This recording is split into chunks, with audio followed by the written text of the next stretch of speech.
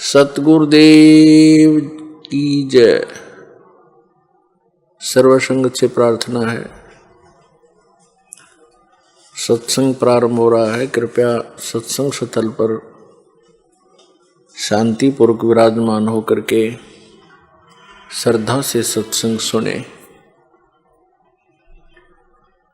परमेश्वर की प्यारी आत्माओं से पुनर्निवेदन है, सत्संग प्रारंभ हो रहा है। कृपया सत्संग स्थल पर शांतिपूर्वक विराजमान होकर के श्रद्धा से सत्संग सुने। सत्संग के दौरान कोई भी भक्तात्मा अन्य कोई बातचीत ना करे, सत्संग में ध्यान रखे। सत साहिब।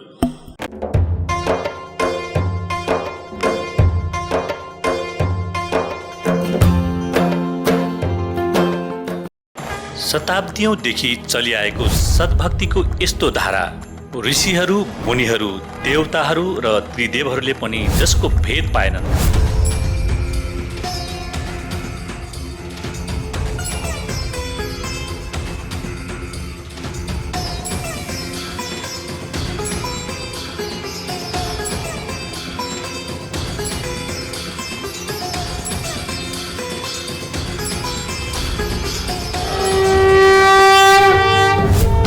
सबैले गर्छन् र हरदम यो सोच पनि राख्छन् कि बस्नका लागि सुविधा सम्पन्न घर होस्, घुम्नका लागि ठुला ठुला बगैँचा, खाना पिउनका लागि स्वादिष्ट भोजन होस्। हामी कहिल्यै बिरामी नहौं, कहिल्यै दुखी नहौं र कहिल्यै नमरौं, हरदम मोज मस्तीमा रहौं।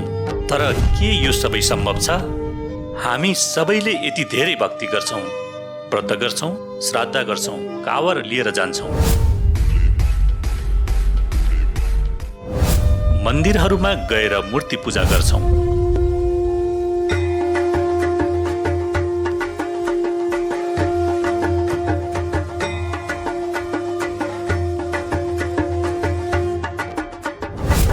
चर्चमा गएर प्रार्थना गर्छौं,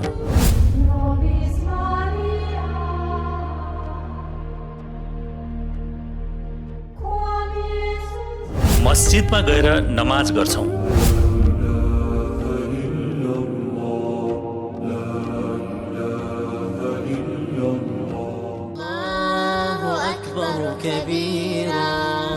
र गुरुद्वाराहरूमा गएर माथा टेक्छौं। नानक नीच कहे विचार तान करू करहा करता। तर पनि दुखी किन छौं? तर के तपाईलाई थाहा छ त्यो कुन भक्ति हो जुन भक्तिले मीराबाईलाई विष सेवन गर्दा अमृत बन्यो, भक्त ध्रुव र प्रहलादको रक्षा गर्यो, अन्धाले आँखा र बहिराले कानले सुने, कोढीले काया अर्थात् शरीर पाए, दुखीहरूले सुखी जीवन पाए, मर्ने अवस्था भएकाले नयाँ जीवनदान पाए र असाध्य रोगहरूको निवारण भयो। मलाई डाक्टरले मृत्यु हुन्छ अब बचाउन सक्दैन भन्नुभएको थियो, तर सन्त रामपालजी महाराजको भक्तिले गर्दाखेरिमा उहाँको आशीर्वादले गर्दाखेरिमा मेरो त्यो रोग निको भयो। मेरो बाबाको एक्सरे रिपोर्ट हेर्न सक्नुहुन्छ, कोरोनाको बेलाको। उहाँ त्यति बेला उहाँको लङ्स 75% ड्यामेज भइसकेको थियो। अनि त्यसपछि डक्टरले अब यो लङ्स फेरि मतलब त्यो पूर्ण राम्रो हुने छैन भन्ने पोसिबल छैन भन्ने कुरा गर्यो। तर सन्त रामपालजी महाराजको दयाले उहाँको लङ्स अहिले 25देखि 48 र 48देखि 50+ काम गर्न थाल्यो। मतलब सब चिज नर्मल हुन थाल्यो। सन्त रामपालजी महाराजको दयाले यो सब कुरा पोसिबल भयो। मैले भुइँमा सुत्ने स्थिति थियो, मेरो बुल्लाहरू ओछ्याएर बस्ने समय थियो। मैले साथीसँग आउँदा पनि राम्रोसँग खुवाउन र सुताउन सक्थेन। तर राजनीतिमा हिँड्थेँ, राजनीतिमा हिँड्दा पनि घर कोही मान्छे आयो भने लाज मान्थे। मालिकको दयाले अहिले मलाई केही चिजको कमी छैन, सबै चिज दिनुभएको छ सन्त रामपालजी महाराजले। उहाँ भगवानै हुनुहुन्छ, साक्षात् भगवान हुनुहुन्छ, धरतीमा आउनु भएको छ।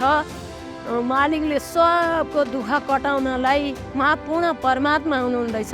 मलाई चाहिँ 20-22 वर्षदेखि नसाको बिमार थियो, हात खुट्टामा जाम थियो, नसाहरू, बातको बिमारी थियो मैले कति ठाउँ इलाज गराएँ, कति पैसा खर्च भयो, कति डक्टरहरूलाई देखाएँ। मैले चाहिँ सुरुबाटै मैले गाउँबाट सुरु गरेँ।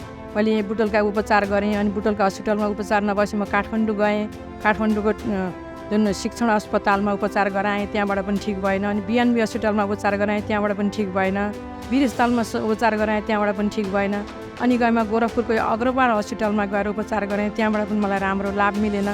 अनि मलाई चाहिँ एकदम पीडा नै थियो, यो शरीरमा कुनै पनि औषधि खाँदा लाभ भएन, पैसाको मात्रै नाश भइरहेको, पैसा खर्च हुने, अनि चाहिँ रोग ठिक नहुने। त्यस हुँदाखेरि म एकदम चिन्तित थिएँ।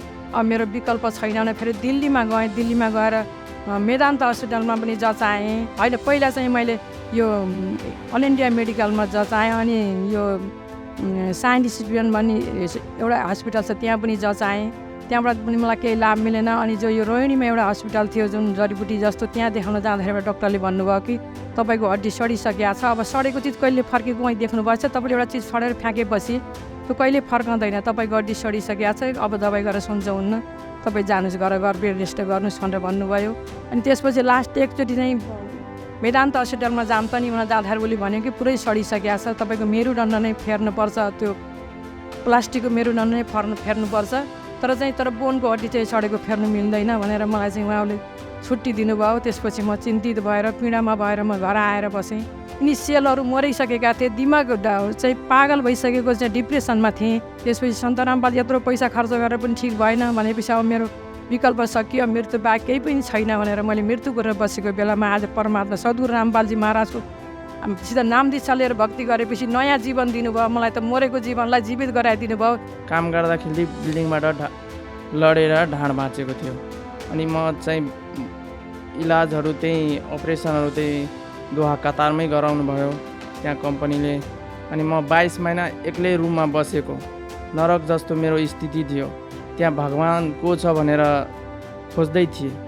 म नेपाल फर्केपछि 2 महिना जति भयो नेपाल आएको।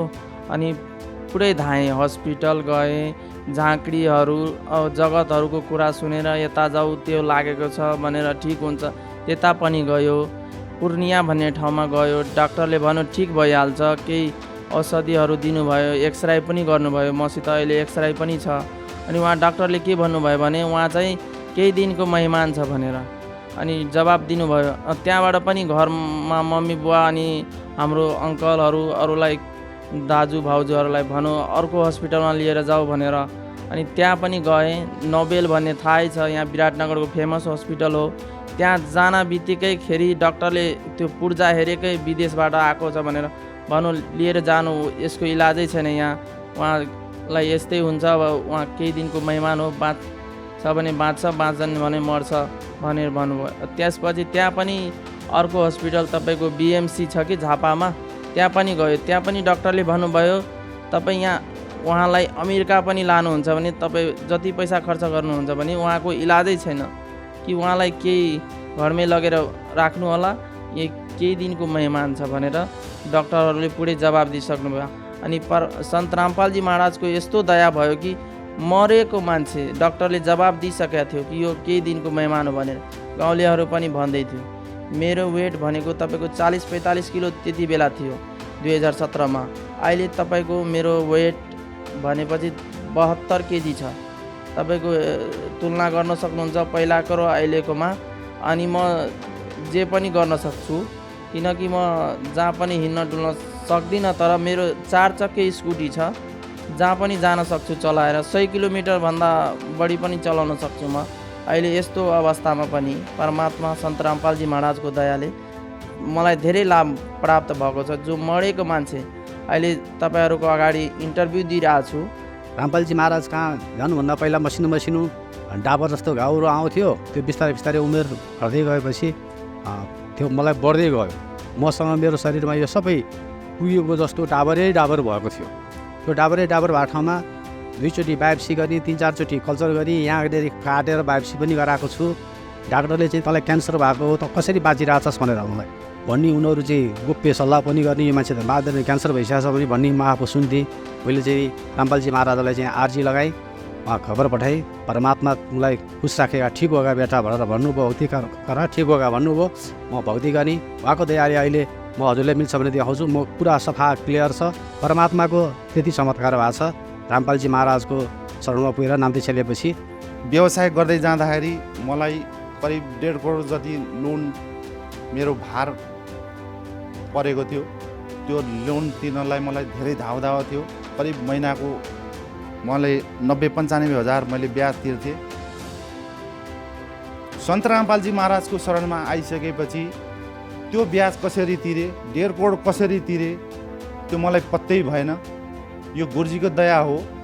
कसरी तिरे भगवानको दयाले आज म एकदम सुख शान्तमा छु। कुनै ब्याज छैन, कुनै लोन छैन। म भक्ति आरामले गरिरहेछु। यो सब सन्त रामपालजी जगतगुरु तत्त्वदर्शी सन्त रामपालजी महाराजको कृपा हो। कृपया अवश्य सुन्नुहोस् जगतगुरु तत्त्वदर्शी सन्त रामपालजी महाराजका अमृत वचन। सतगुरुदेव की जय। बंदी छोड़ कबीर परमेश्वर जी की जय। बंदी छोड़ गरीबदास जी महाराज जी की जय। स्वामी रामदेवानंद जी गुरु महाराज जी की जय हो।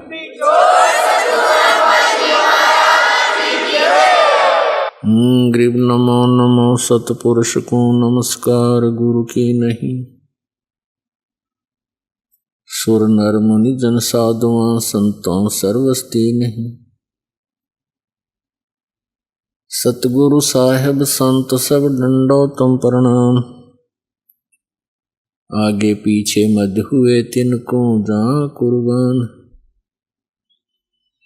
नराकार निर्विषम काल जाल वैभंजनम निर्लेपम निज निर्गुणम अकल अनुपवेशोन्दनम। सोहम सुरति समापतम सकल समाना निर्तलय उज्ज्वल हिरंबर हरदमम बेपरवाह अथा है।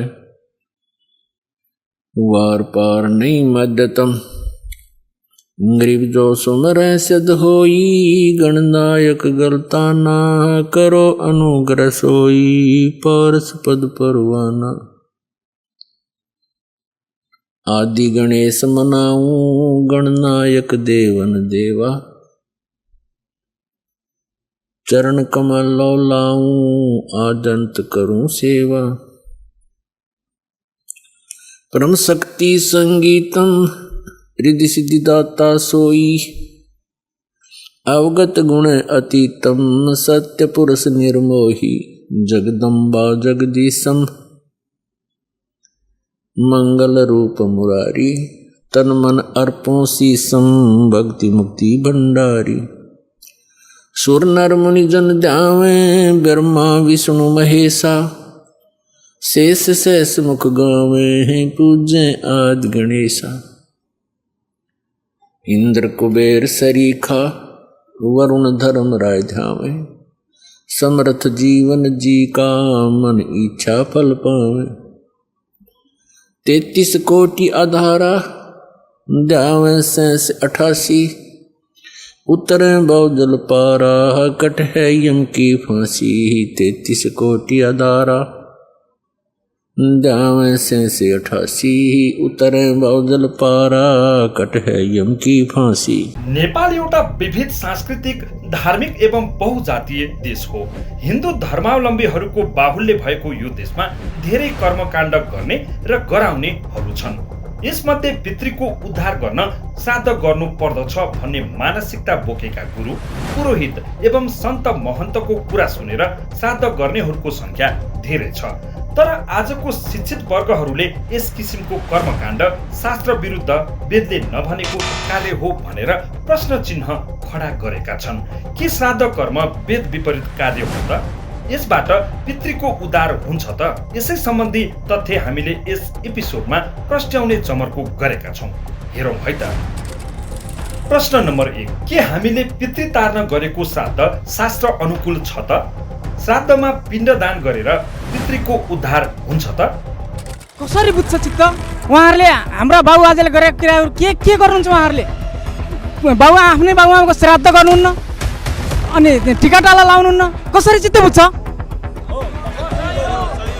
यो हाम्रो समाज घोर आपत्ति छ उहाँसित। उहाँहरू भनिरहनु भएको छ कि उहाँहरू चाहिँ शास्त्र अनुसार चाहिँ हामीले धर्म मानिरहेको छौँ, हामीले धर्म मानिरहेको छौँ भनेर उहाँहरू दाबी गरिरहनु भएको छ।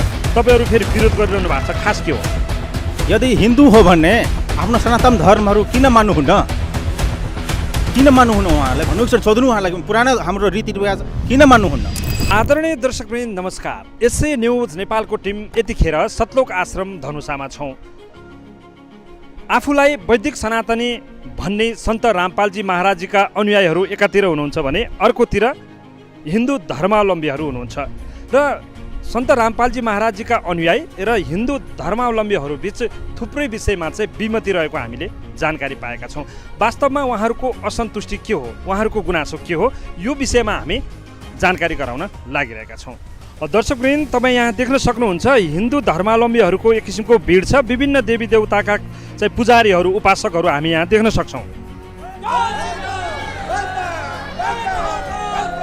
विभिन्न देवी देवताका भक्तहरू पुजारीहरूको यो जय जयकार हामीले सुन्यौँ। उहाँहरू आफ्नो आस्था अनुसार चाहिँ जयकार लगाइरहनु भएको थियो र यहाँ यो भिडमध्येमा चाहिँ यो जिज्ञासालाई मेटाउनको लागि म एकजना व्यक्तिसँग कुराकानी गर्न लागिरहेको छु। नमस्कार। राधे राधे। यहाँको असन्तुष्टि के हो सन्त रामपालजी महाराज र उहाँका अनुयायीहरूप्रति? उहाँहरूलाई नै तपाईँले सोद्धा बेस हुन्छ कि उहाँहरूले धर्म छोडेर के गर्न आँट्नु भएको, उहाँहरूलाई सोध्नुहोस्। दर्शकवृन्द उहाँको यो आक्रोश हामीले देखिहाल्यौँ। उहाँ चाहिँ धर्म छोडेर कता लाग्नु भयो हो भनेर। यहाँ पनि एक किसिमको ठुलै भिड छ सन्त रामपालजी महाराजजीका अनुयायीहरूको र यो भिड पनि हामी देख्न सक्छौँ यहाँनिर। नमस्कार सत साहेब। अनि यहाँहरूलाई चाहिँ उहाँले आरोप लगाइरहनु भएको छ हिन्दू धर्म छोडेर चाहिँ कता लाग्नु भयो भनिरहनु भएको छ। तपाईँहरू कता लाग्नु भयो? हामी कुनै पनि धर्ममा कतै पनि लागेका छैनौँ। हामी हिन्दू सनातन हिन्दू धर्ममै छौँ। अब चाहिँ हामी शास्त्र विधि अनुसार भक्ति गर्दैछौँ। र दर्शकवृन्द हामीले सुन्यौँ उहाँहरूले भन्नुभएको छ हिन्दू धर्म रीति संस्कार छोडेर कता लाग्नु भयो हो, उहाँहरूलाई सोध्नु भन्नुभयो। उहाँले भन्नुहुन्छ हामी त हिन्दू धर्म नै हो, हामी त शास्त्र अनुसारै मानिरहेका छौँ भनेर भनिरहनु भएको छ। अब यो कुरा बाजियो यहाँनिर। उहाँहरू भन्नुहुन्छ धर्म छोडेको भन्नुहुन्छ, उहाँहरू भन्नुहुन्छ शास्त्र अनुसार भन्नुहुन्छ।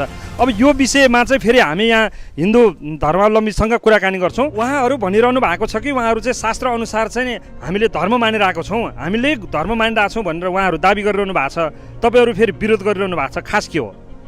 यदि हिन्दू हो भने आफ्नो सनातन धर्महरू किन मान्नुहुन्न उहाँहरूलाई भन्नु एकचोटि सोध्नु उहाँलाई पुरानो हाम्रो रीतिरिवाज किन मान्नुहुन्न। दर्शकवृन्द उहाँले भनिसक्नुभयो कि आफ्नो रीतिरिवाज छाडेर उहाँहरू अर्कै नयाँ धर्ममा किन लाग्नुभयो, उहाँहरूले धर्म मानेकै छैन भनेर चाहिँ फेरि उहाँले आरोप लगाइरहनु भएको छ। अब यहाँ सन्त रामपालजीका अनुयायीहरू फेरि धर्म मानेकै हो, हामीले त शास्त्र अनुसार मानेको हो भन्छन्। अब यो कुरा बाजिरहेको छ। को तयार हुनुहुन्छ यसको जवाफ दिन? उहाँसँग म त्यो जिज्ञासाको समाधान खोज्दैछु। खास के हो यहाँहरूले त धर्म छोडेकै भन्छन्, रीतिरिवाज छोडेकै भन्छन्। हामी वैदिक सनातन धर्मका हामी अनुयायी हौँ, जस अन्तर्गत वेद गीता पुराण आदि शास्त्रहरू पर्दछन् र हामी वेद गीता पुराण अन्तर्गतका क्रियाकलापहरू गर्छौँ। जस्तो कि हजुरलाई म उदाहरण दिन चाहन्छु। हाम्रो श्रीमद् भगवत गीताको 16 अध्यायको 23 श्लोकमा लेखिएको छ कि जसले शास्त्र विधिलाई छोडेर आफू खुसी कुनै पनि भक्ति कर्म गर्दछ भने त्यसबाट कुनै पनि फल प्राप्त हुँदैन। र श्रीमद् भगवत गीता अध्याय 16 को 24 श्लोकमा भनिएको छ, गीता ज्ञानदाताले भन्नुभएको छ कि हे अर्जुन, तिमीले यो संसारमा गर्नुपर्ने के र नगर्नुपर्ने के, कुन पूजा गर्नुपर्ने हो, कुन भक्ति गर्नुपर्ने हो, कुन नगर्नुपर्ने हो, यसको लागि चाहिँ शास्त्र नै प्रमाण छ भनेर बकाइदा श्रीमद् भगवत गीतामा प्रमाणित गरिएको छ। र उहाँहरूले जुन भन्नुभएको छ कि सन्त रामपालजी महाराजका अनुयायीहरूले कुनै पनि भक्ति चाडबाड पूजाआजा गर्नुहुन्न, यो चाहिँ हाम्रो शास्त्र विरुद्ध भएकोले गर्दाखेरि श्रीमद् भगवत गीताले शास्त्र विरुद्ध भनिएकोले गर्दा हामी त्यो क्रियाकलापहरू गर्दैनौँ। उहाँले भन्नुभयो कि शास्त्रले अर्थात् भागवत गीताले चाहिँ निषेध गरेको कार्य भएको कारणले हामी रीतिरिवाज केही पनि मान्दैनौँ, शास्त्र अनुसार चाहिँ हामी धर्म गरिरहेका छौँ भनेर रामपालजी महाराजजीका अनुयायीले बताइसक्नु भएको छ। उहाँहरूले चाहिँ गीताको आधारमा चाहिँ प्रमाण दिएर अध्याय 16 को श्लोक 23 मा भनेर किटान गरिरहँदाखेरि यहाँलाई उहाँको भनाइप्रति चाहिँ के असन्तुष्टि छ? उहाँहरूले गरेको त राम्रो भन्ने बुझ्यो गीता अनुसार। कसरी बुझ्छ चित्त? उहाँहरूले हाम्रा बाबुआजले गरेका क्रियाहरू के गर्नुहुन्छ? उहाँहरूले आफ्नै बाबुआमाको श्राद्ध गर्नुहुन्न अनि टिकाटाला लाउनुहुन्न, कसरी चित्त बुझ्छ? यो हामीलाई हाम्रो समाज घोर आपत्ति छ उहाँसित। उहाँले भन्नुभयो कि हाम्रा गुरु पण्डित पुरोहितहरूले भनेअनुसार हामी चाहिँ श्राद्ध कर्म गरिराखेका छौँ, बाबुबाजेको धर्म मानिरहेका छौँ भनेर फेरि यहाँ दाबी गरिरहनु भएको छ हामीले चाहिँ गीता अनुसार हामीले पनि धर्म छोडेका छैनौँ भनेर दाबी गरिरहनु भएको छ। यत्रो भिड छ, यत्रो मास छ, यो उहाँको प्रश्नको जवाफ कसले दिनुहुन्छ? यहाँ धेरैजनाको हात उठेको हामीले पायौँ। उहाँमध्ये एकजना हुनुहुन्छ मेरो नजिकै, उहाँसँग म यसको जिज्ञासा राख्दैछु। के भन्नुहुन्छ उहाँको प्रश्नको जवाब? बन्दी छोड सद्गुरु देव रामपालजी गुरु भगवान की जय हो। सत साहेब उहाँहरूले जुन भन्नुभएको छ अब क्रिया नगर्ने श्राद्ध नगर्ने भन्ने सन्दर्भमा यो वास्तवमा वैदिक ज्ञान यो होइन, यो लोकवैदिक ज्ञान हो। त्यसकारण उहाँहरू लोकवेदको आधारमा उहाँहरूले अहिलेको हाम्रो हिन्दू धर्मलाई चलाइराख्नु भएको छ। त्यसकारण उहाँहरूले भनेको ज्ञान पवित्र गीताजी अध्याय नम्बर 9 को 25 नम्बर श्लोकले के भन्छ भन्दा यान्ति देववर्ताः देवन पितृ यान्ति पितृवर्ताः भूतानि यान्ति भूतज्या मद्दानि अपि माम भन्छ। किन भन्दा पितृ पुज्नेहरू पितृ बन्छन्, भूत पुज्नेहरू भूत बन्छन्। रामपालजी गुरु महाराजजीले के भन्नुभएको छ भने उहाँले सद्भक्ति बताउनु भएको छ, मोक्ष प्राप्तिको गति उहाँले बताउनु भएको छ। यो त्यसकारण यो शास्त्र विधि रहेछ, जुन शास्त्र विधि रहेछ जुन पवित्र गीताजी अध्याय नम्बर 16 को श्लोक नम्बर 23 ले पनि यही बताउँछ। यह शास्त्र विधिम उत्सृज वर्तते काम करतः न स सिद्धिम न आप्नोति न सुखम न परम गतिम भन्छ। यसरी जसले मनोमानी तरिकाले जुन वेद र गीताको ज्ञानलाई मनन नगरेर ध्यान नगरेर मनमानी तरिकाले जसले आचरण गर्छ त्यसले न शान्ति प्राप्त गर्छ, न त्यसले गति प्राप्त गर्छ, न मोक्ष प्राप्त गर्छ, न त्यसलाई केही पनि फाइदा हुँदैन, यो युजलेस हुन्छ। त्यसकारण हामीहरू यस्तो मार्गबाट हामीहरू टाढा भएका हौँ। हामी सद्भक्ति मार्ग शास्त्र अनुकूल कर्म गर्ने भक्तात्मा हौँ। सत्साई दर्शकवृन्द, उहाँले भन्नुभयो गीता अध्याय 9 को 25 मा 16 को 23 मा चाहिँ प्रमाण छ, यो शास्त्र विरुद्धको कार्य हो भनेर उहाँले चाहिँ दाबीका साथ भन्नुभयो। र यो विषयमा अझै पनि केही प्रमाण छ या केही भन्न चाहनुहुन्छ? तपाईँहरूसँग केही प्रमाण छ? यहाँ धेरैले हात उठाउनु भयो। उहाँहरूमध्ये म एकजनासँग चाहिँ के प्रमाण रहेछ त उहाँहरू गफ मात्रै हो कि प्रमाण पनि दिन सक्नुहुन्छ? उहाँसँग कुराकानी गर्छु। के छ प्रमाण? सत साहेब हजुर, जय बन्दी छो सद्गुरु रामपालजी भगवान की जय होस्। हाम्रो मार्कण्डेय पुराणमा रुचि ऋषिको एउटा कथा आउँछ, उत्पत्ति कथा भन्ने आउँछ। उहाँ पनि हजुरले त्यसको प्रमाणहरू हेर्न पाउनु सक्नुहुन्छ, हजुरले पढ्न सक्नुहुन्छ, हेर्न सक्नुहुन्छ। उहाँ भनिएको छ कि जब मार्कण्डेय रुचि ऋषि तपाईँ जब जङ्गलमा गइराख्नु भएको हुन्छ, उहाँका 4 जना पितृहरू अगाडिका पितृहरू उहाँहरू आउनुहुन्छ र उहाँले सोध्नुहुन्छ कि तपाईँले किन बिहे गर्नु भएन र कर्मकाण्ड किन गर्नु भएन भनेर उहाँलाई प्रश्न गर्दाखेरि रुचि ऋषिले भन्नुभएको छ कि यो कर्मकाण्ड भनेको वेदमा, हाम्रो हिन्दू सनातन धर्मको वेदमा तपाईँको अविद्या भनेको मूर्खको कार्य भनेर भन्नुभएको छ। अनि पितृहरूले पनि तपाईँको स्वीकार्नु भएको छ कि यो कर्मकाण्डलाई वेदले अविद्या अथवा मूर्खकै कार्य भनिएको छ भनेर शुद्ध उहाँहरूले भन्नुभएको छ। त्यो कारणले पनि त हामीले जुन कार्य गरेका छौँ, अहिले पितृपूजा गरेका छौँ, त्यो पनि त तपाईँको मान्य भएन। सत्साहे दर्शकवृन्द, मार्कण्डेय पुराणमा लेखिएको छ कि एकजना रुचि नामका ऋषि थिए जसले वेद अनुसार भक्ति साधना गर्ने गर्दथे, अर्थात् सनातनी पूजा गर्ने गर्दथे। उनले मोक्ष प्राप्तिलाई जीवनको पहिलो उद्देश्य मानेका थिए, त्यसैले विवाह पनि गरेनन्। रुचि ऋषिले तप गर्दैनथे, केवल ब्रह्म उपासना गर्दथे। रुचि ऋषिका पूर्वज सनातनी पूजालाई छाडेर केवल घोर तप गर्ने गर्दथे तथा कर्मकाण्ड गर्दथे, अर्थात् मनोमानी साधना गर्दथे, जस कारणले उनको मोक्ष भएन र उनलाई भूत तथा पितृयोनि प्राप्त भयो। उनीहरूले रुचि ऋषिलाई वेद अनुसारको भक्ति छाड्नलाई तथा मनोमानी आचरण गर्नलाई बाध्य गरे। रुचिलाई पनि नर्कको भागी बनाए। आउनुहोस् हेर्नुहोस् मार्कण्डेय पुराणबाट यो प्रमाण। मार्कण्डेय पुराणको पृष्ठ 250 मा रौच्य मनुको उत्पत्ति कथामा लेखिएको छ कि मार्कण्डेय पुराण गीता प्रेस गोरखपुरबाट प्रकाशित छ। यो गीता प्रेस गोरखपुर रोचक मनुकी उत्पत्ति कथा। मार्कण्डेयजी भन्नुहुन्छ, ब्राह्मण पूर्वकालको कुरा हो। प्रजापति रुचि, ममता र अहङ्कारले रहित यो पृथ्वीमा विचरण गर्दथे। उनलाई कुनै पनि भय थिएन। उनी एकदम तम शुद्ध थिए। उनले न त अग्निको स्थापना गरेका थिए, न त आफ्नो लागि घर नै बनाएर राखेका थिए। उनी एकपटक भोजन गर्दथे र बिना आश्रमको नै रहन्थे। उनलाई सबै प्रकारको आसक्तिहरूबाट रहित एवं मुनि वृत्तिबाट बसेको देखेर उनको पितृहरूले उनलाई भने, यहाँ हेर्नुहोला अगाडि 4 जना भूत बनेर बसेका छन्। रुचि ऋषि र यी 4 जना सबै भूतहरू उनका पितृहरू।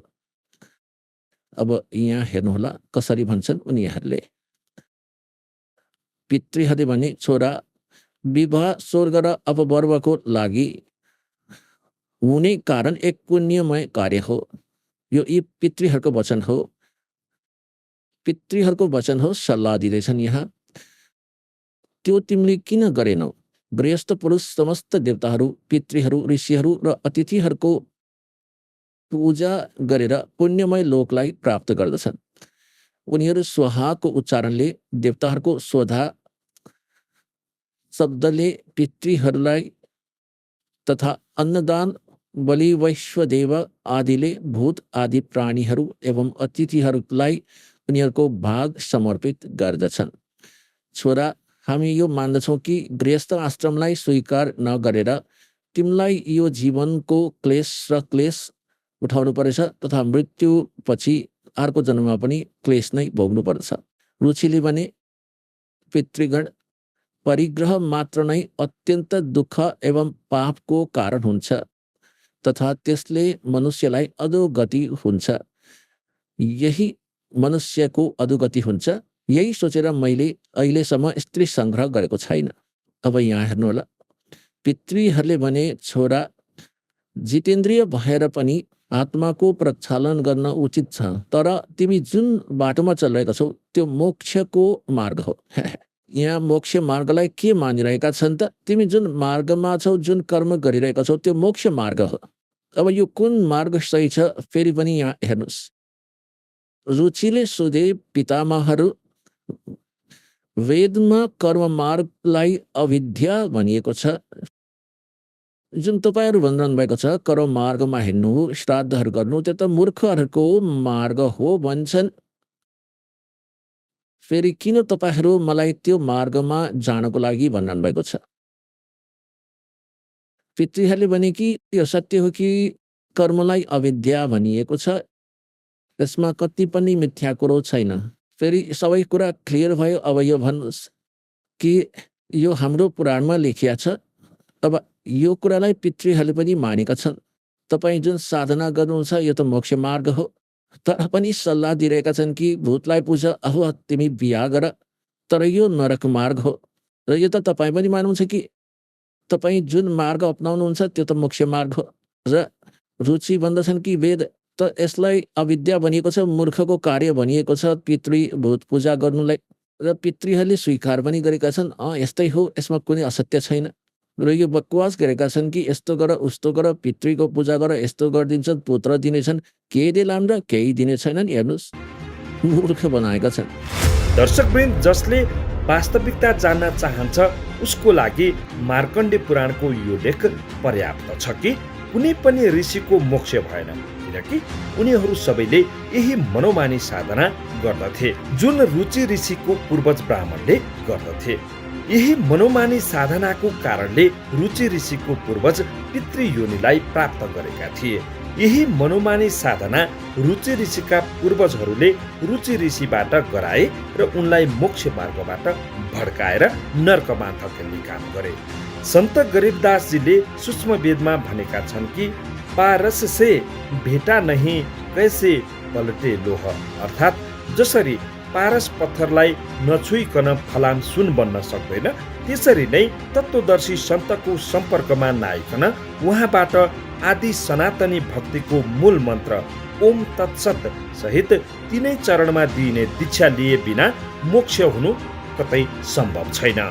दर्शकवृन्द, तपाईहरूले सुन्नुभयो सन्त रामपालजी महाराजको विचार। आउनुहोस् अब अगाडि बढौँ ज्ञान चर्चामा। दर्शकवृन्द, सन्त रामपालजी महाराजजीका अनुयायीहरूले चाहिँ शास्त्रको चाहिँ प्रमाण छ हामीसँग भने भन्दै विभिन्न चाहिँ प्रमाणहरू पेश गरिरहेको हामीले यहाँ देखिरहेका छौँ।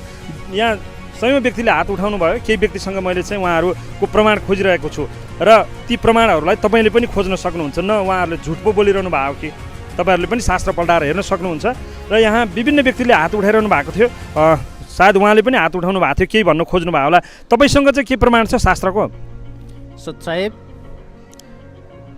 उहाँहरूले जुन कुरो भनिराख्नु भएको छ कि हामी जुन कर्मकाण्ड चाहिँ गरिरहेछौँ उहाँहरूले गरिराख्नु भएको छैन, सन्त रामपालजी महाराजको शिष्यले कसैले गर्दैन। वास्तवमा के हो भने कर्मकाण्ड चाहिँ हाम्रो समाजमा गर्दाखेरि एउटा गरुड पुराणकोलाई आधार मानेर त्यस हिसाबले गर्दै हुनुहुन्छ। तपाईँलाई म एउटा प्रमाण बताऊँ। गरुड पुराण सारो उद्धार जो प्रेतकल्प भन्छ त्यसमा 16 अध्याय छ र 16 अध्यायको 70 श्लोकमा तपाईँको स्पष्ट रूपमा भनिएको छ कि यो कर्मकाण्ड मात्र लोकरञ्जनको लागि हो, यस दिखावाको लागि हो, मान्छेलाई खुसी पार्नको लागि हो, मोक्षको लागि होइन भनेर प्रष्ट रूपमा लेखिएकै छ कि गफ हो तपाईँको? एकदम लेखिएको छ। तपाईँ भन्नु चाहिँ हामी देखाउन सक्छौँ। दर्शकवृन्द, उहाँले भन्नुभयो म देखाउँछु प्रमाण छ भनेर, होइन? अबको समय भनेको बिना प्रमाण बच्चाले पनि मान्नेवाला टेर्नेवाला छैन। हामी पनि जिज्ञासा मेट्न चाहन्छौँ, किनभने तपाईँले भनेकै भरमा हामी पनि मान्नेवाला छैनौँ। तपाईँले प्रमाण देखाउन सक्नुहुन्छ, देखाउनुहोस्। अहिले म तपाईँलाई धैर्य धारण गर्नुहोस्, म तपाईँलाई यहाँ प्रमाण पनि देखाउँदैछु। तपाईँ एकदम स्पष्ट रूपमा हेर्न सक्नुहुन्छ।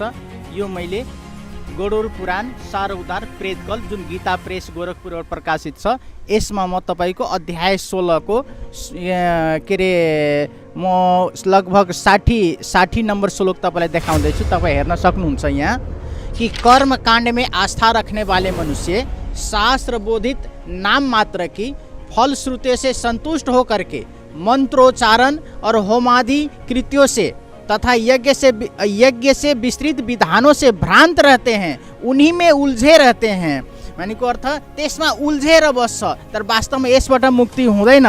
त्यही भएर अगाडि पनि के भनिएको छ भने कि पूर्वोक्त संपूर्ण कर्मानुष्ठान, यो अध्याय 16 को 70 नंबर श्लोक हो, पूर्वोक्त संपूर्ण कर्मानुष्ठान केवल लोक रंजन मात्र के लिए है, मोक्ष कारण तो साक्षात तत्व ज्ञान ही है। यो कर्म काण्ड गरेर मुक्ति हुँदैन भनेर यो गरुड पुराण सारो उद्धारले प्रष्ट पारेको छ। त्यही भएर मुक्तिको लागि यो कर्म काण्ड नगरेर साक्षात तत्व ज्ञान प्राप्त गर्नुपर्ने हुन्छ। त्यो तत्व ज्ञान सद्गुरुको शरणमा गएर प्राप्त हुन्छ भनेर भनिएको छ। हिन्दू धर्मावलम्बीहरूले त यही गरुड पुराण अनुसारै कर्मकाण्ड गरेको देखिन्छ। फेरि अब के छ कि कर्मकाण्ड गर्दाखेरि नाम त शास्त्रको लिनुहुन्छ उहाँहरूले, गरुड पुराण पनि पल्टाउनुहुन्छ, तर वास्तवमा गरुड पुराण सारो उद्धार 16 अध्याय छ जम्मा। त्यसमा मूल ज्ञान भनेको तपाईँको 16 अध्यायमा छ। कथा सुनाउँदा पनि हाम्रो पण्डितजीहरूले 16 अध्यायको कथै सुनाउनुहुन्न र वास्तवमा कुरा यसमा लेखेको कुरो बताउनुहुन्न। तपाईँलाई उदाहरणको रूपमा भनौँ, जुन हाम्रो यो कर्मकाण्डको विषयमा तपाईँको हाम्रो समाजमा भोज भतेर पनि गर्छन्, अनेक पैसा खर्चछन्, त्यसको बारेमा गरुड पुराण स्पष्ट रूपमा के लेखिएको छ तपाईँलाई म पढेर सुनाउँछु, तर हाम्रो पण्डितजीहरूले यो कुरो सुनाउनुहुन्न। जसरी गरुड पुराणको अध्याय 5 को 32 नम्बर श्लोकमा के लेखिएको छ म तपाईँलाई देखाउँ, र त्यो कुरो हाम्रो पण्डितजीहरूले चाहिँ समाजमा बताउनुहुन्न। यहाँ के लेखिएको छ भने यहाँ हेर्नुहोस्, यो गरुड पुराण हो, यो तपाईँको 5वां अध्याय 5वां अध्याय हो। यसमा के लेखेको छ भने किसी के मरना शौच में एकादश तक भोजन करने वाला कुत्ता होता है, देव द्रव्य भोक्ता देवलक ब्राह्मण मुर्गे की योनि में प्राप्त करता है, जो ब्राह्मण धन द्रव्यार्जन के लिए देवता की पूजा करता है वह देवलक कहलाता है, वह देव कार्य या पितृ कार्य के लिए निंदनीय है। पनि प्रष्ट रूपमा भनेको छ। त्यस्तो कर्मकाण्डमा यो जुन हाम्रो भोज भतेर हुन्छ त्यो खानु हुँदैन, खाए भने यस्तो नीच जोनीमा जानुपर्छ भनेर हाम्रो गरुड पुराण सारो उद्धार जुन गीता प्रेस गोरखपुर प्रकाशित त्यसमा प्रष्ट रूपमा लेखिएको छ। भनेपछि तपाईँले भनेअनुसार त म आफै पनि अचम्मित भएँ यो होइन पहिलोपल्ट सुन्दैछु तपाईँको मुखबाट यो गीता प्रेसले निकालेको रहेछ। त्यसो त हिन्दू धर्मावलम्बीहरूले गीता प्रेसलाई नै आधिकारिक मानिरहेको अवस्था छ र यहाँ सन्त रामपालजी महाराजका अनुयायीहरूको चाहिँ हामीले भिड देखिरहेका छौँ। प्रमाणसहित उहाँले चाहिँ पेस गरिरहनु भएको अवस्था छ। फेरि उहाँकै अनुयायीले भन्दै हुनुहुन्छ मेरो यहाँ केही भन्नु छ भनेर, तपाईँ के भन्न चाहनुहुन्छ? के छ यहाँसँग प्रमाण? बन्दी छोड सद्गुरुदेव रामपालजी गुरु भगवान की जय हो। निरञ्जनका सन्तहरूले, मन्तहरूले, मण्डलेश्वरहरूले रामपालका भक्तहरूले क्रिया पनि गर्दैनन्, क्रियाकर्म केही गर्दैनन्, श्राद्ध केही गर्दैनन्। रामपालका भक्तहरूले किन क्रियाकर्म गर्दैनन् भने रामपालका भक्तहरूलाई प्रेत आत्मा बन्नु छैन, रामपालका भक्तहरूलाई पितृ बन्नु छैन, रामपालका भक्तहरूलाई यस ब्रह्माण्डबाट मुक्ति भएर परमधाम बस्नु छ, परमपिताजीको साथमा बस्नु छ। त्यसकारण गरुड पुराण अध्याय नम्बर 1 श्लोक नम्बर 55ले के भन्छ भने उहाँकै अनुसार त्रयोदशे अहनि प्रेतो यन्त्रितो यम किङ्करै तस्मिन् मार्गे ब्रस्तेतो गृत इव मर्कटः। हे खगेश्वर, जो 13 दिनसम्म क्रिया गर्छ तो 10 दिनसम्म दिएको पिण्डले त्यस मरेको प्रेत आत्माको भोक र तिर्खाले युक्त भएको शरीर बन्छ। त्यसपछि 13औं दिनका दिन यमराजका दूतहरू त्यस भोक र तिर्खाले युक्त भएको त्यस छँदोलाई लिनको लागि आउँछन्। त्यसपछि त्यो बलियो छँदोलाई जसरी बाँदर नचाउनेले चटकीले नचाउँदै नचाउँदै खेद्दै लान्छ, त्यसै गरी ती यमराजका दूतहरूले त्यो 12 दिनमा 13 दिनमा बनेको छँदोलाई त्यो भूतलाई खेद्दै यमलोक लैजान्छन् खगेश्वर भनेर गरुडले भनेका छन् आफ्ना शिष्य गरुड उसलाई खगेश्वरलाई। त्यसकारण हामी चलनका साथ भन्छौँ कि यी निरञ्जनका सन्तहरूलाई, मन्त्रहरूलाई, मण्डलेश्वरलाई त्यसकारण हामीहरू प्रेत बन्नु छैन, भूत बन्नु छैन। हाम्रा मरेका बा आमा आफन्तहरूलाई हामीले प्रेत आत्मा बन्नु छैन। त्यसकारण हामी परमपिता रामपालजी गुरु महाराजजीले देखाएको शास्त्र अनुकूल कर्म अनुसार मात्र हामी भक्ति गर्छौँ। अन्यथा हामी लोकवेदको आधारमा उहाँले भन्नुअनुसार हामीले श्राद्ध कर्म नगर्नुको कारण र पितृपूजा उहाँहरूले पितृपूजा नगर्नुको कारण र हामीले क्रिया नगर्नुको कारण मुख्य यही हो। जय बन्दी छोड सद्गुरुदेव रामपालजी गुरु महाराज की जय हो। सत्साय। र दर्शकवृन्द, सन्त रामपालजी महाराजजीका अनुयायीहरूले चाहिँ गीता, गरुड पुराण, मार्कण्डे पुराण खोलेरै हेर्नुहोस् तपाईँहरू। हाम्रो विश्वास लाग्दैन भने त्यसमा प्रश्न लेखिएको छ यो श्राद्धले चाहिँ मुक्ति हुँदैन, मानव चोला भनेको चाहिँ मुक्ति र मोक्षको लागि हो भनेर उहाँहरूले चाहिँ प्रमाणसहित पेस गर्नुभयो। त्यो प्रमाण छ छैन ती कुराहरू उहाँहरूले देखाएका पुस्तक बजारमा पनि पाइन्छ, खोलेर हेर्न सक्नुहुन्छ।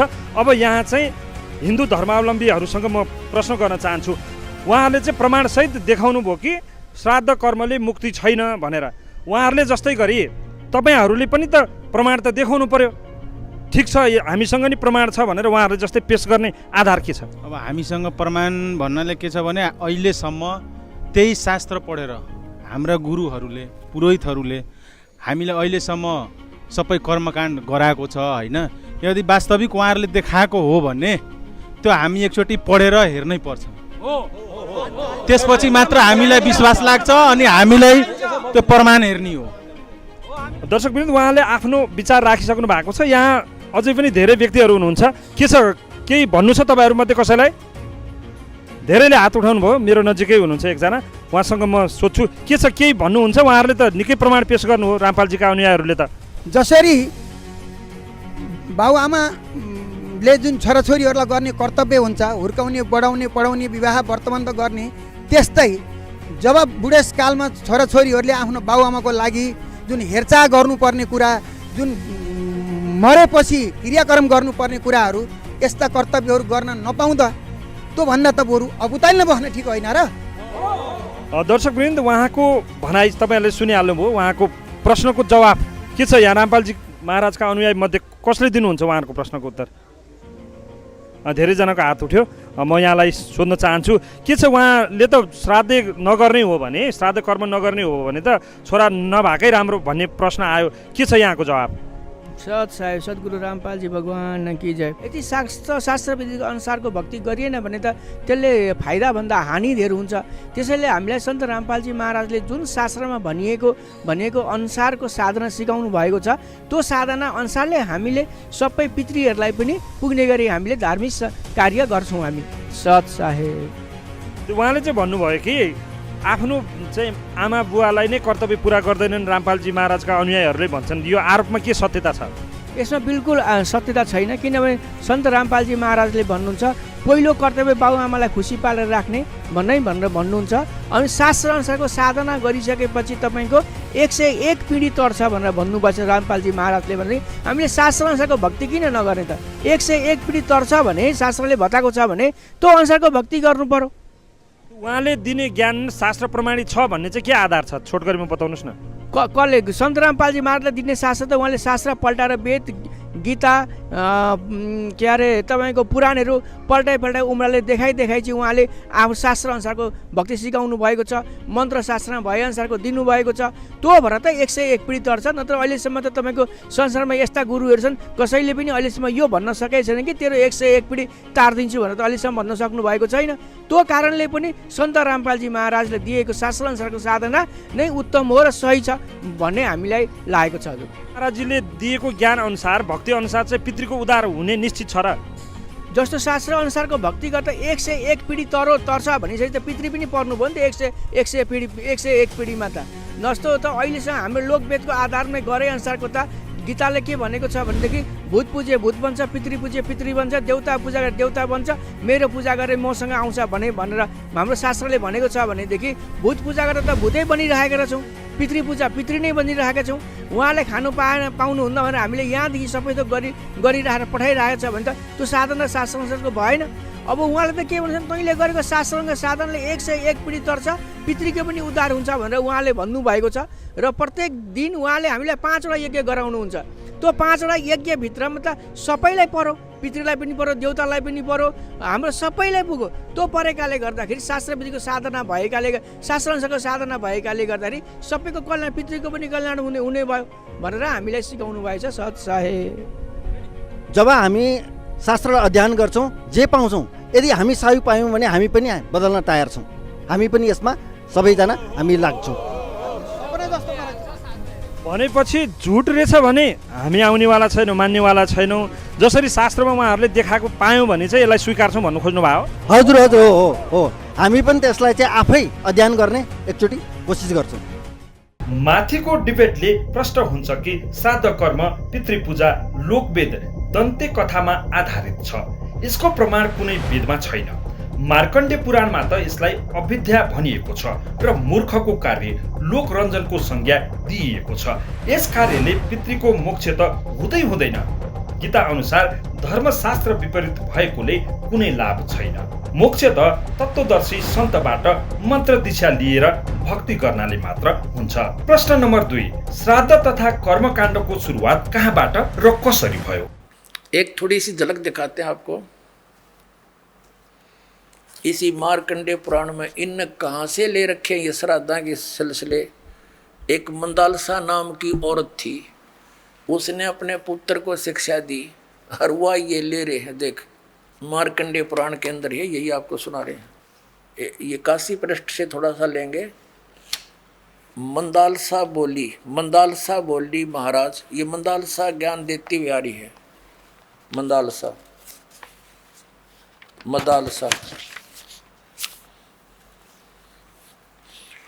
ये 82 पृष्ठ पे संक्षिप्त मार्कंडे पुराण यहाँ देखिए। अब ये क्या सलाह दे रही है कि जो पितर देवलोक में हैं और जो त्रिक योनियों में ये पशु पक्षी बने हुए हैं और जो मनुष्य योनियों में एवं भूत वर्ग में स्थित हैं, भूत बन रहे हैं, और वे पुण्यात्मा हों या पापात्मा, जब भूख प्यास से विकल होते हैं तो वे अपने कर्मों में लगा हुआ मनुष्य पिंड दान तथा जल दान के द्वारा उन्हें तृप्त करता है। इसी तरह वह देवताओं और अतिथियों को भी संतुष्ट रखता है। देवता, मनुष्य, पितृ, भूत, प्रेत, गुहक, पक्षी, कृमि और कीट आदि भी मनुष्यों से ही जीविका चलाते हैं। अब ये क्या बता रही है कि चाहे तो वो जो पितृ देवलोक में हैं, जो तिर्यक योनियों में पड़े हैं, और जो मनुष्य योनियों में यानी भूत आदि पितृ पैतृ बन रहे हैं, वे पुण्यात्मा हों या पापात्मा, सब भूखे प्यासे मरते रहते हैं। तो वो टट्टू देवलोक में हुए, भूखे मरते प्यासे मरे। अब क्या बताते हैं आगे, ये देखिएगा यहाँ क्या बताया है संक्षिप्त मार्कंडेय पुराण 92वें पृष्ठ पे। इनमें से जो नरक में निवास करते हैं, जो पशु पक्षी की योनियों में पड़े हैं तथा जो भूत प्रेत आदि के रूप में स्थित हैं, उन सब को विधि पूर्वक श्राद्ध करने वाला यजमान तृप्त करता है। कैसे करता, सुनो।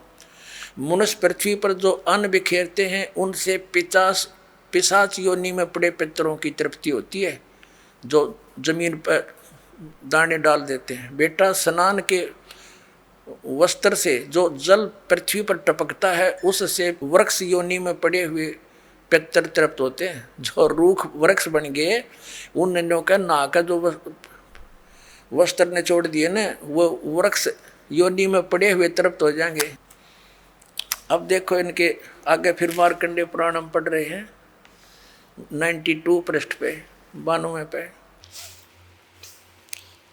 उससे वृक्ष योनि में पड़े हुए पितर तृप्त होते हैं। अच्छा, वृक्ष तो है इतना बड़ा और पानी निचोड़ा कपड़े का उड़ा गंगा के किनारे, बताओ वृक्ष कैसे तृप्त होगा? उसमें तो बाल्टी भर गिरनी पड़ेगी। तो किसी मूर्ख बना रखे हैं, देखो। और नहाने पर अपने शरीर से जो जल के कण इस पृथ्वी पर गिरते हैं, उनसे उन पितरों की तृप्ति होती है जो देव भाव को प्राप्त हो रहे हैं। देखो इनकी अकल। कहते हैं नहाने के बाद जो छीटे छाटे पृथ्वी पर पड़ते हैं ना, वो जो देवता बन गए, उन पितरों की तृप्ति होती है। वो टट्टू देवता बन गए, जब इससे पानी तो छकेंगे उड़ा हुआ तरह अकल बना मार रखी मारी। देखो तरह देखो, नहाने पर अपने शरीर से जल के कण इस पृथ्वी पर गिरते हैं ना, उनसे उन पितरों की तृप्ति होती है जो देव भाव को प्राप्त हुए हैं, जो देवता बन रहे हैं। और पिंडों के उठाने से वो पिंड भरवाते हैं, अन्न के कण पृथ्वी पर गिरते हैं ना, उनसे पशु पक्षी योनियों में पड़े हुए पितरों की तृप्ति होती है। बता वो पशु योनि में कितना भैंस बन कर खड़ी होगी, उनकी वह माई या दादी ताई काकी हैं, और उड़ा वह कण गिरे पृथ्वी पर कीता है। वह भैंस तो उड़े एक टोकरा ने भूस खावा डेली, एक कण तक क्यों कर छिकेगी वह है तेरा कैसे भैया। देखिए से मूर्ख बना रखा।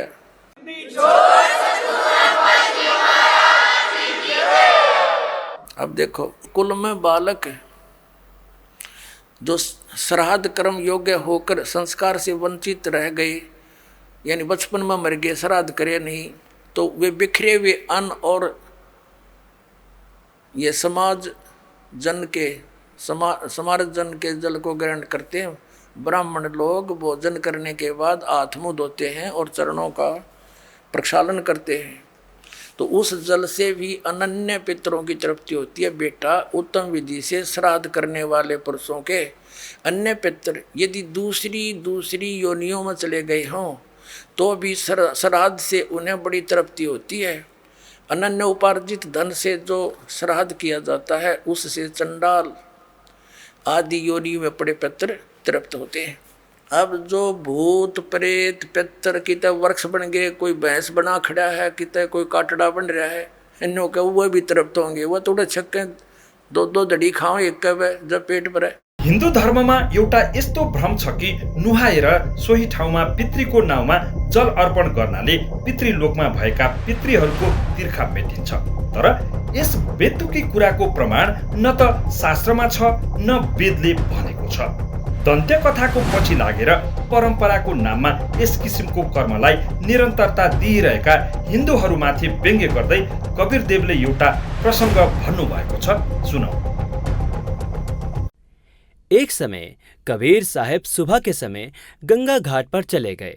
वहां ब्राह्मण लोग सूर्य के सामने मुख करके गंगा जल हाथ में लेकर मंत्रों का उच्चारण करते हुए जल सूर्य को अर्पित कर रहे थे।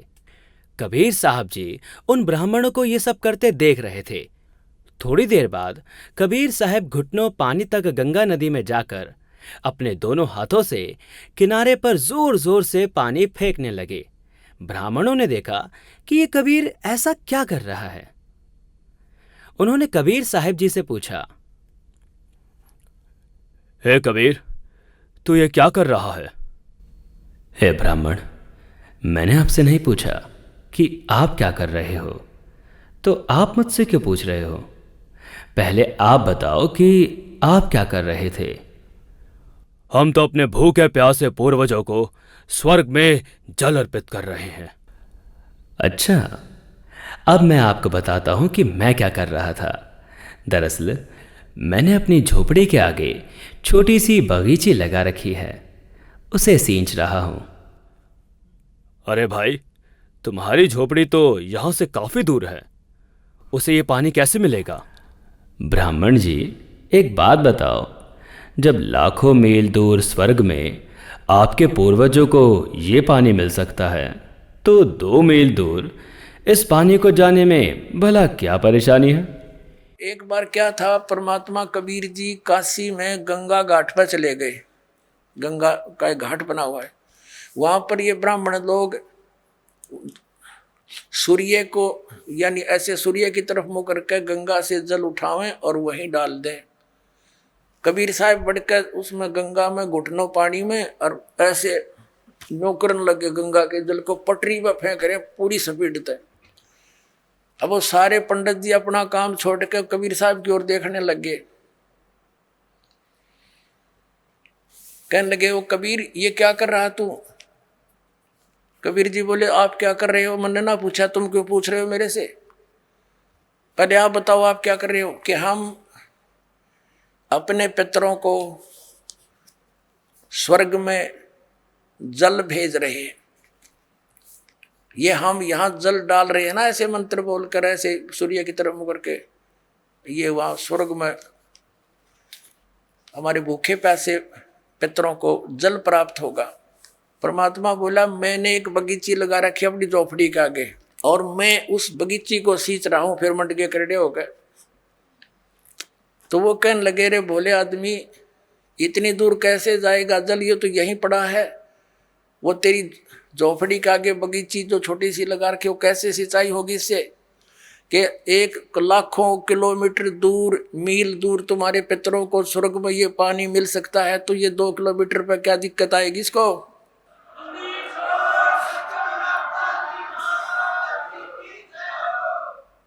तो उनकी चौंध टूट गई। पंडित जिया ने फिर अपना गलती स्वीकार की, मालिक की शरण ग्रहण करी। प्रश्न नम्बर 3, यदि हाम्रा गुरुहरूले बताए अनुसार श्राद्ध गर्नु गलत छ भने पितृको उद्धार कसरी हुन्छ तथा श्राद्ध गर्ने सर्वोत्तम विधि कुन हो? प्रथम त जीवित हुँदै तत्त्वदर्शी सन्त खोजेर शास्त्र विधि अनुसार भक्ति गरेको भए पूर्ण मोक्ष प्राप्त गर्दथे। तर ती पूर्वज शास्त्र विधि त्यागेर मनोमानी साधना गर्नाले पितृ भूत आदि बनेका छन्। अब पनि तिनीहरूको उद्धार त्यही धर्मशास्त्र विपरीत कर्मकाण्डले गराउँछ त? यो अहम प्रश्न हो। पितृको उद्धार त तपाईले गर्नुभएको सद्भक्तिले गराउँछ। विष्णु पुराणको 3य अंशको अध्याय 14 श्लोक 30 मा के भनिएको छ हेरौँ है त। मसित श्राद्ध कर्मको निमित्त योग्य न सम्पत्ति छ, न धन छ र न कुनै अन्य सामग्री नै छ। तसर्थ म आफ्ना पितृगणलाई नमस्कार गर्दछु। ती मेरो भक्तिले नै तृप्ति लाभ गरून्। मैले आफ्ना दुवै हातहरू आकाशमा उठाएर राखेको छु। अब विचार गर्नुहोस्, जब भक्ति मन्त्रको जपको कमाइले पितृ तृप्त हुन्छन् भने अन्य कर्मकाण्ड नाटकको के आवश्यकता छ? पूरा प्रसङ्ग बुझ्न कृपया हेर्नुहोस् विष्णु पुराणको 3य अंशको अध्याय 14 को श्लोक 20 देखि 31 सम्म। यो सारा प्रपञ्च नक्कली गुरुहरूले आफ्नो पसल चलाई पेट पाल्नको लागि गरेका हुन्। गीता अध्याय 4 को श्लोक 33 मा पनि धनद्वारा गरिएको यज्ञ भन्दा ज्ञान यज्ञ अर्थात् तत्त्वज्ञानको आधारमा नाम जप साधना गर्नु श्रेष्ठ हो भनिएको छ। यसै गरी सन्त रामपालजी महाराजले श्राद्ध गर्ने श्रेष्ठ विधिको विषयमा विष्णु पुराणबाट प्रमाण दिएर भन्नुभएको छ, जसले वास्तविक लाभ हुन्छ। तो पुण्यात्माओं, परमात्मा कहा करते थे कि तुम एक दिन तो आहार करा देते हो, मान लीजिए तुम्हारी बात बड़ी करें, और तुम्हारे पिताजी या माताजी जब जीवित थे दिन में 2-2 बार तो पक्का रोटी खाते थे। अरे तुम कहो एक दिन के खाने से 364 दिन, कोई जरूरत नहीं, ये कोई संभव बात है तुम्हारी? एक दिन तुमने भोग लगा दिया, 364 दिन क्या खाएंगे वो? मान लीजिए तुम्हारे पिता काग बन गए, कौवे, तो रोज भोग ला दो उनका, 2 रोटी तोड़ के ऊपर रोज फेंक दो ताकि उनका पेट भरा रहे। एक दिन ये फंड करने से कोई फायदा नहीं। कहने का भाव यह है कि वो तो जो बन चुके। अब पुण्यात्माओं, जब हम सत भक्ति करेंगे और इस साधना के करने से आपके जो पितृ भूत प्रेत आदि बने हुए हैं, और चाहे वो किसी योनि में है, ये पितृ वाली सिस्टम में, तो उनकी भी मोक्ष हो जाएगा आपकी भक्ति करने से। अब पुण्यात्माओं, ये सत्कर मान लेना, ये दास आपको समय अनुसार सब क्रियाएं बताएगा। इन एडवांस करने से आप अपना कर्म बिगाड़ बैठोगे। आप अपनी भक्ति करते रहो और समय आने पर ये सब आपके पितृ वगैरह भी इस साधना से ही इनकी मुक्ति हो जाएगी। अब क्या होता है, जैसे इन्हीं पुराणों में लिखा है कि 1000 ब्राह्मण भोजन कर रहे हों, जैसे इन्होंने पितरों की और भूतों की श्राद्ध की वो विधि बता रखी है। पितरों के लिए भोजन कराओ ब्राह्मणों को तो ऑड नंबर में हो, जैसे 1, 3, 7 यानी 5, 7 ऐसे हों, और बाकी इवन नंबर में हो, ऐसी संख्या में जमाने चाहिए। और इसी विष्णु पुराण में लिखा है कि 1000 ब्राह्मण जिमते हो, भोजन कर रहे हो, और उनके सामने एक योगी माने भगत, सच्चा भगत, सत्साधक, सत साधना करने वाला परम अक्षर परमात्मा का जो साधक है वो वास्तव में भगत योगी होता है। योगी का अर्थ ये नहीं ये पेट का पानी हला के दिखा दे और आसन उसन कर रहा हो ना, ये योगी नहीं। ये तो एक वो है अपनी, समझ लो ये प्राकृतिक चिकित्सक कह सकते हैं, वो योगी है। योगी का अर्थ होता है भक्त, परमात्मा से मिलने की जो कोशिश कर रहा है वो योगी है, भक्त यानी सच्चा साधक। ये देखिएगा श्री विष्णु पुराण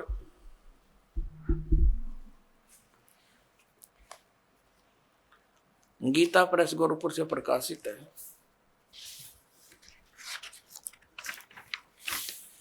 इसके अनुवादक हैं मुनीलाल गुप्त। ये गीता प्रेस गोरखपुर से प्रकाशित है। ये है अध्याय 16 और तृतीय अंश और पृष्ठ नंबर 213 पर। यहां पर लिखा है, हे राजन, श्राद्ध करने वाले पुरुष से विश्व देवगण, पितृगण, मातामह और कुटुंबी जन सभी संतुष्ट रहते हैं। हे भूपाल, पितृगण का आधार चंद्रमा है और चंद्रमा का आधार योग है, भक्ति, और इसलिए श्राद्ध में योगी जन को नियुक्त करना अति उत्तम है, यानी सत साधक को। हे राजन, यदि श्राद्ध भोजी एक सहस यानी 1000 ब्राह्मणों के सम्मुख एक योगी भी हो तो वह यजमान के सहित उन सब का उद्धार कर देता है, यानी ब्राह्मणा का भी, हर योगी का भी और उनका यजमान का भी, सबका उद्धार कर देता है। पितरों की तो बात छोड़े।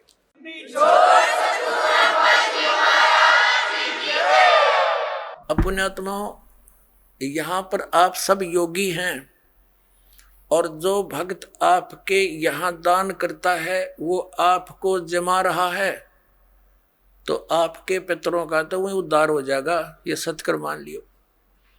ये इतना गजब का मार्ग है जो हमारे प्राणों, जो सत्य है वो तो इन्होंने ग्रहण की नहीं, इन्होंने असत्य ग्रहण कर ली। अब पुण्यात्माओं, जैसे वेद आपने रुचि ऋषि की कथा में देख लिया मार्कंडेय पुराण में कि वेद में इसको अविद्या कहा है, कर्म कांड को। और पितर भी मानते हैं क्योंकि वह भी ब्राह्मण थे, ऋषि थे। अरे वो नो कहे हमारी दुर्गति हो जाएगी, जय दूसरा आदमी निकालेगा। अब जैसे एक श्रद्धालु कहता है कि जैसे हमारे पिताजी दिखाई दे जा और वो कहें बेटा श्राद्ध निकाल दे, तो हम क्यों नहीं निकालेंगे? निकालना तो पड़ेगा। कोई बात है या? अपनात्मा उसका तरीका है। जैसे किसी का बालक और कुएं में गिर गया, उसका वो तो चिल्ला रहा है डूब गया डूब गया, उसका क्या इलाज है? गिल्ले डूब जा, डांक मार दे, छलांग लगा दे, वो भी मरे गिल्ले। उसकी विधि है उसको भी बचाने की। पहले रस्सी बांधा एक ऊपर मजबूत सी, उसको नीचे डालो, उसको पकड़ कर जा, उसने भी काट के लिया। तो ये पितर दिखाई दे जा ऐसे कोई है तो उसका गेल नहीं डूबे, उस श्राद्ध न नहीं करे, वो तो कुएं में छलांग लगाने वाली बात होगी, गिल्ले मर गया।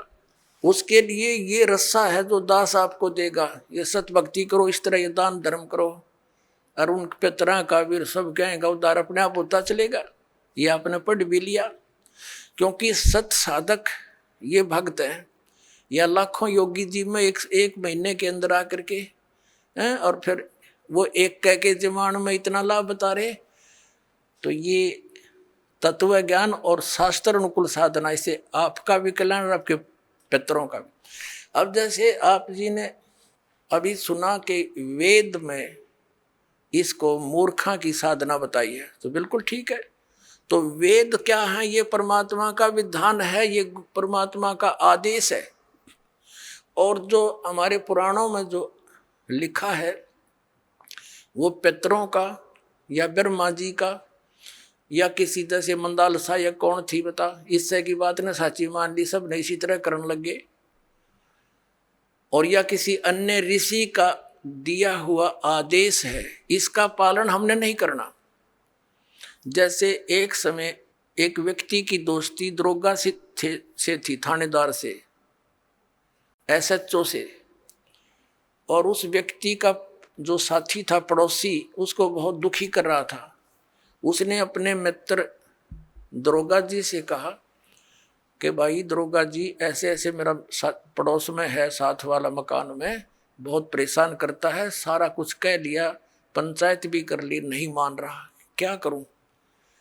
अब दरोगा जी ने कहा उसका मार लट सर, मैं माफ देख लूंगा।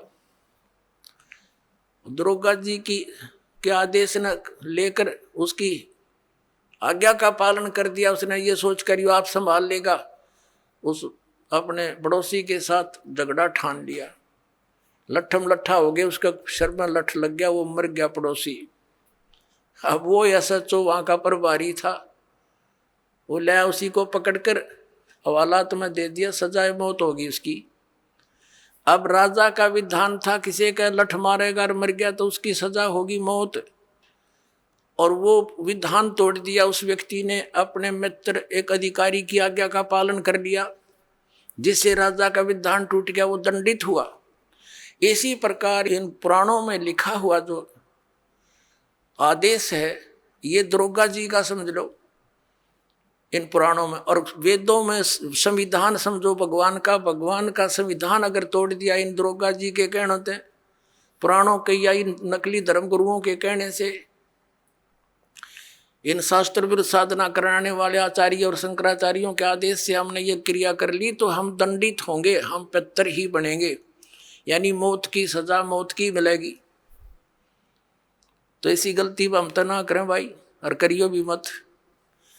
एक जीवित उदाहरण दास आपको देता है। मेरे पूज्य गुरुदेव जी ब्राह्मण वर्ण में जन्मे थे। हरियाणा के अंदर जिला भिवानी, चरखी दादरी के पास एक पैंतावास गांव है, बड़ा पैंतावास। वहाँ वो रहते थे, किसान का काम करते थे, वर्ण ब्राह्मण है। पुणात्मा, ब्राह्मण कोई जाति विशेष नहीं। दास बहुत बार कहता है कि देखो ब्राह्मण बेचक जा, कि ब्राह्मणों के विषय में कह रहे हैं, नहीं। और वो खेतों में, मेरे जो गुरुदेव थे ब्राह्मण वर्ण में जन्म था उनका, खेतों में गौवें चरा रहे थे अपने खेतों में। उसके पास पहले जंगल बहुत होते थे, वन बहुत होते थे। एक दिन उनकी भेंट हमारे दादा गुरुजी से होगी, यानी एक संत से। वो उससे प्रेरणा पाकर के घर से खिसकने की सोची और गुरुदेव का एड्रेस पूछ लिया। सब ज्ञान से परिचित होकर खेतों में शाम के समय गौएं चरा रहे थे और भी कुछ साथी पाली गवाले थे। तो उनको ये कहकर के मैं फ्रेश होकर आता हूँ, मैं देर हो जाए तो तुम पशुओं ले चलना, मैं आप आ जाऊंगा। वो जंगल में चले गए गहरे। पालियों ने वो अपने गौएं गांव में ले आए। अब वो सामने काफी देर होगी जब नहीं आए। उनका बचपन का नाम, गांव का नाम हरिद्वारी था, पंडित हरिद्वारी। और फिर उन्होंने अपना नाम बदल लिया था, कोई पहचान ना ले, घर से निकल गए थे वो। तो उन्होंने क्या किया, अपने कपड़े जो पहन रखे थे वो उतार दिए, 2 जोड़ी कपड़े लेकर गए घर से। उस दिन एक अलग से ले गए थे, किसी को दिखाया नहीं। वो जो पहन रखे थे वो कपड़े पाड़ पूड़ के, और कोई किसी हिंसक पशु ने, कोई पशु खा रखा था, कोई मृग वगैरह, किसी शेर ने, वो उन्होंने दिन में देख लिया था। उसके ऊपर घेर के कपड़े और निकल गए, रातों रात हरिद्वार पहुंच गए। अब उन घर वालों ने इंतजार की, 1-2 घंटा, फिर पूछा उन पालियों से, हरिद्वारी नहीं आया। वो कहने लगे, वो यूं कह रहा था मैं फ्रेश हो गया हूँ, तुम चलो। उन बच्चों को साथ लेकर गए, बताया कहाँ से प्रवेश हुआ था, किधर गया था। जाकर ऐसी पहले टॉर्च होती नहीं थी, लालटेन दीपक से ले रखे हाथों में गए, देखा रहे यूँ तो बच्चा खा रखा है, ओहो ये तो किसी हिंसक पशु ने खा लिया, रहे मर गया। अंधे हो गए, रोने लाग गए, दूर तय अंधेरा सा था। वो आड़ जो पशु के हुए और कपड़े इकट्ठे करके रात ने दाग दे दिया, अग मर गया। फिर उसकी 13वीं शुरू हुई।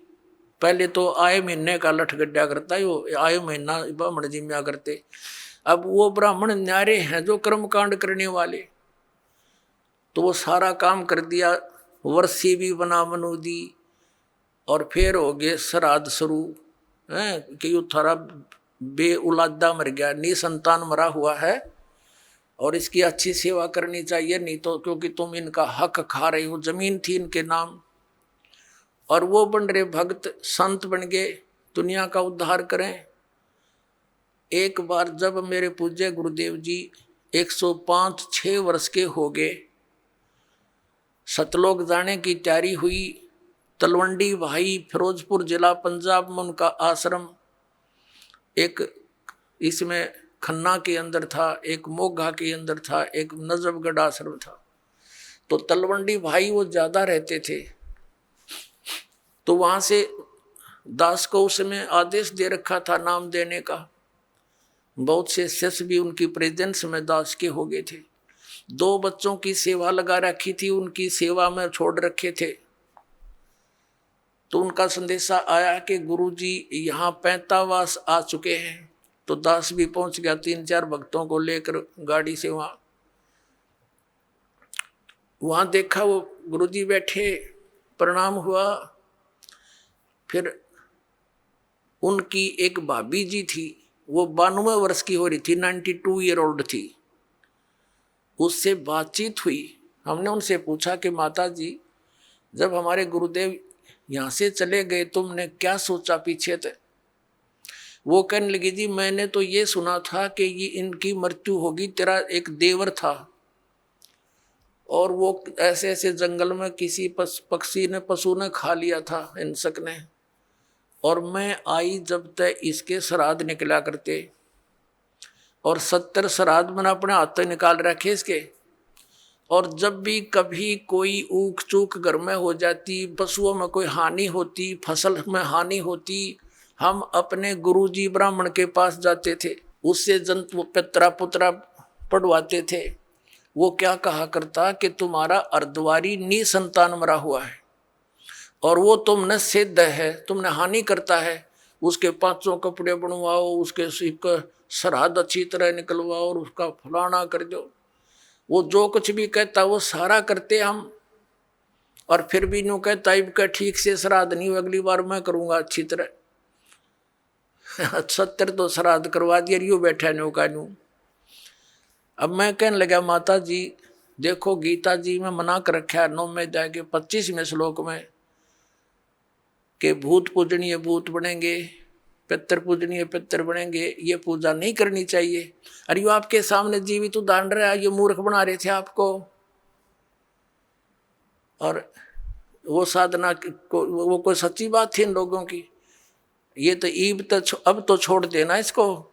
ने बोली ना भाई, या तो पुरानी लाग है, नो के छूटे है, बाढ़ में पड़ो फिर भी ना छूटे, तो हद कर दी भाई। आंखों देख रही है, आपसे कह रही है कि मैंने इसके 70 श्राद्ध निकाल लिए, पिंड भी भरवा लिए, नो बोलो पितर बन गया ही। हमारे पितर नहीं, वो सबका ये तो उद्धार करने वाले महापुरुष बन गए, लाखों लोगों का उद्धार कर दिया। इस नृत्यों इनके श्राद्ध निकालो, इन मूर्खों को पालन लग रही।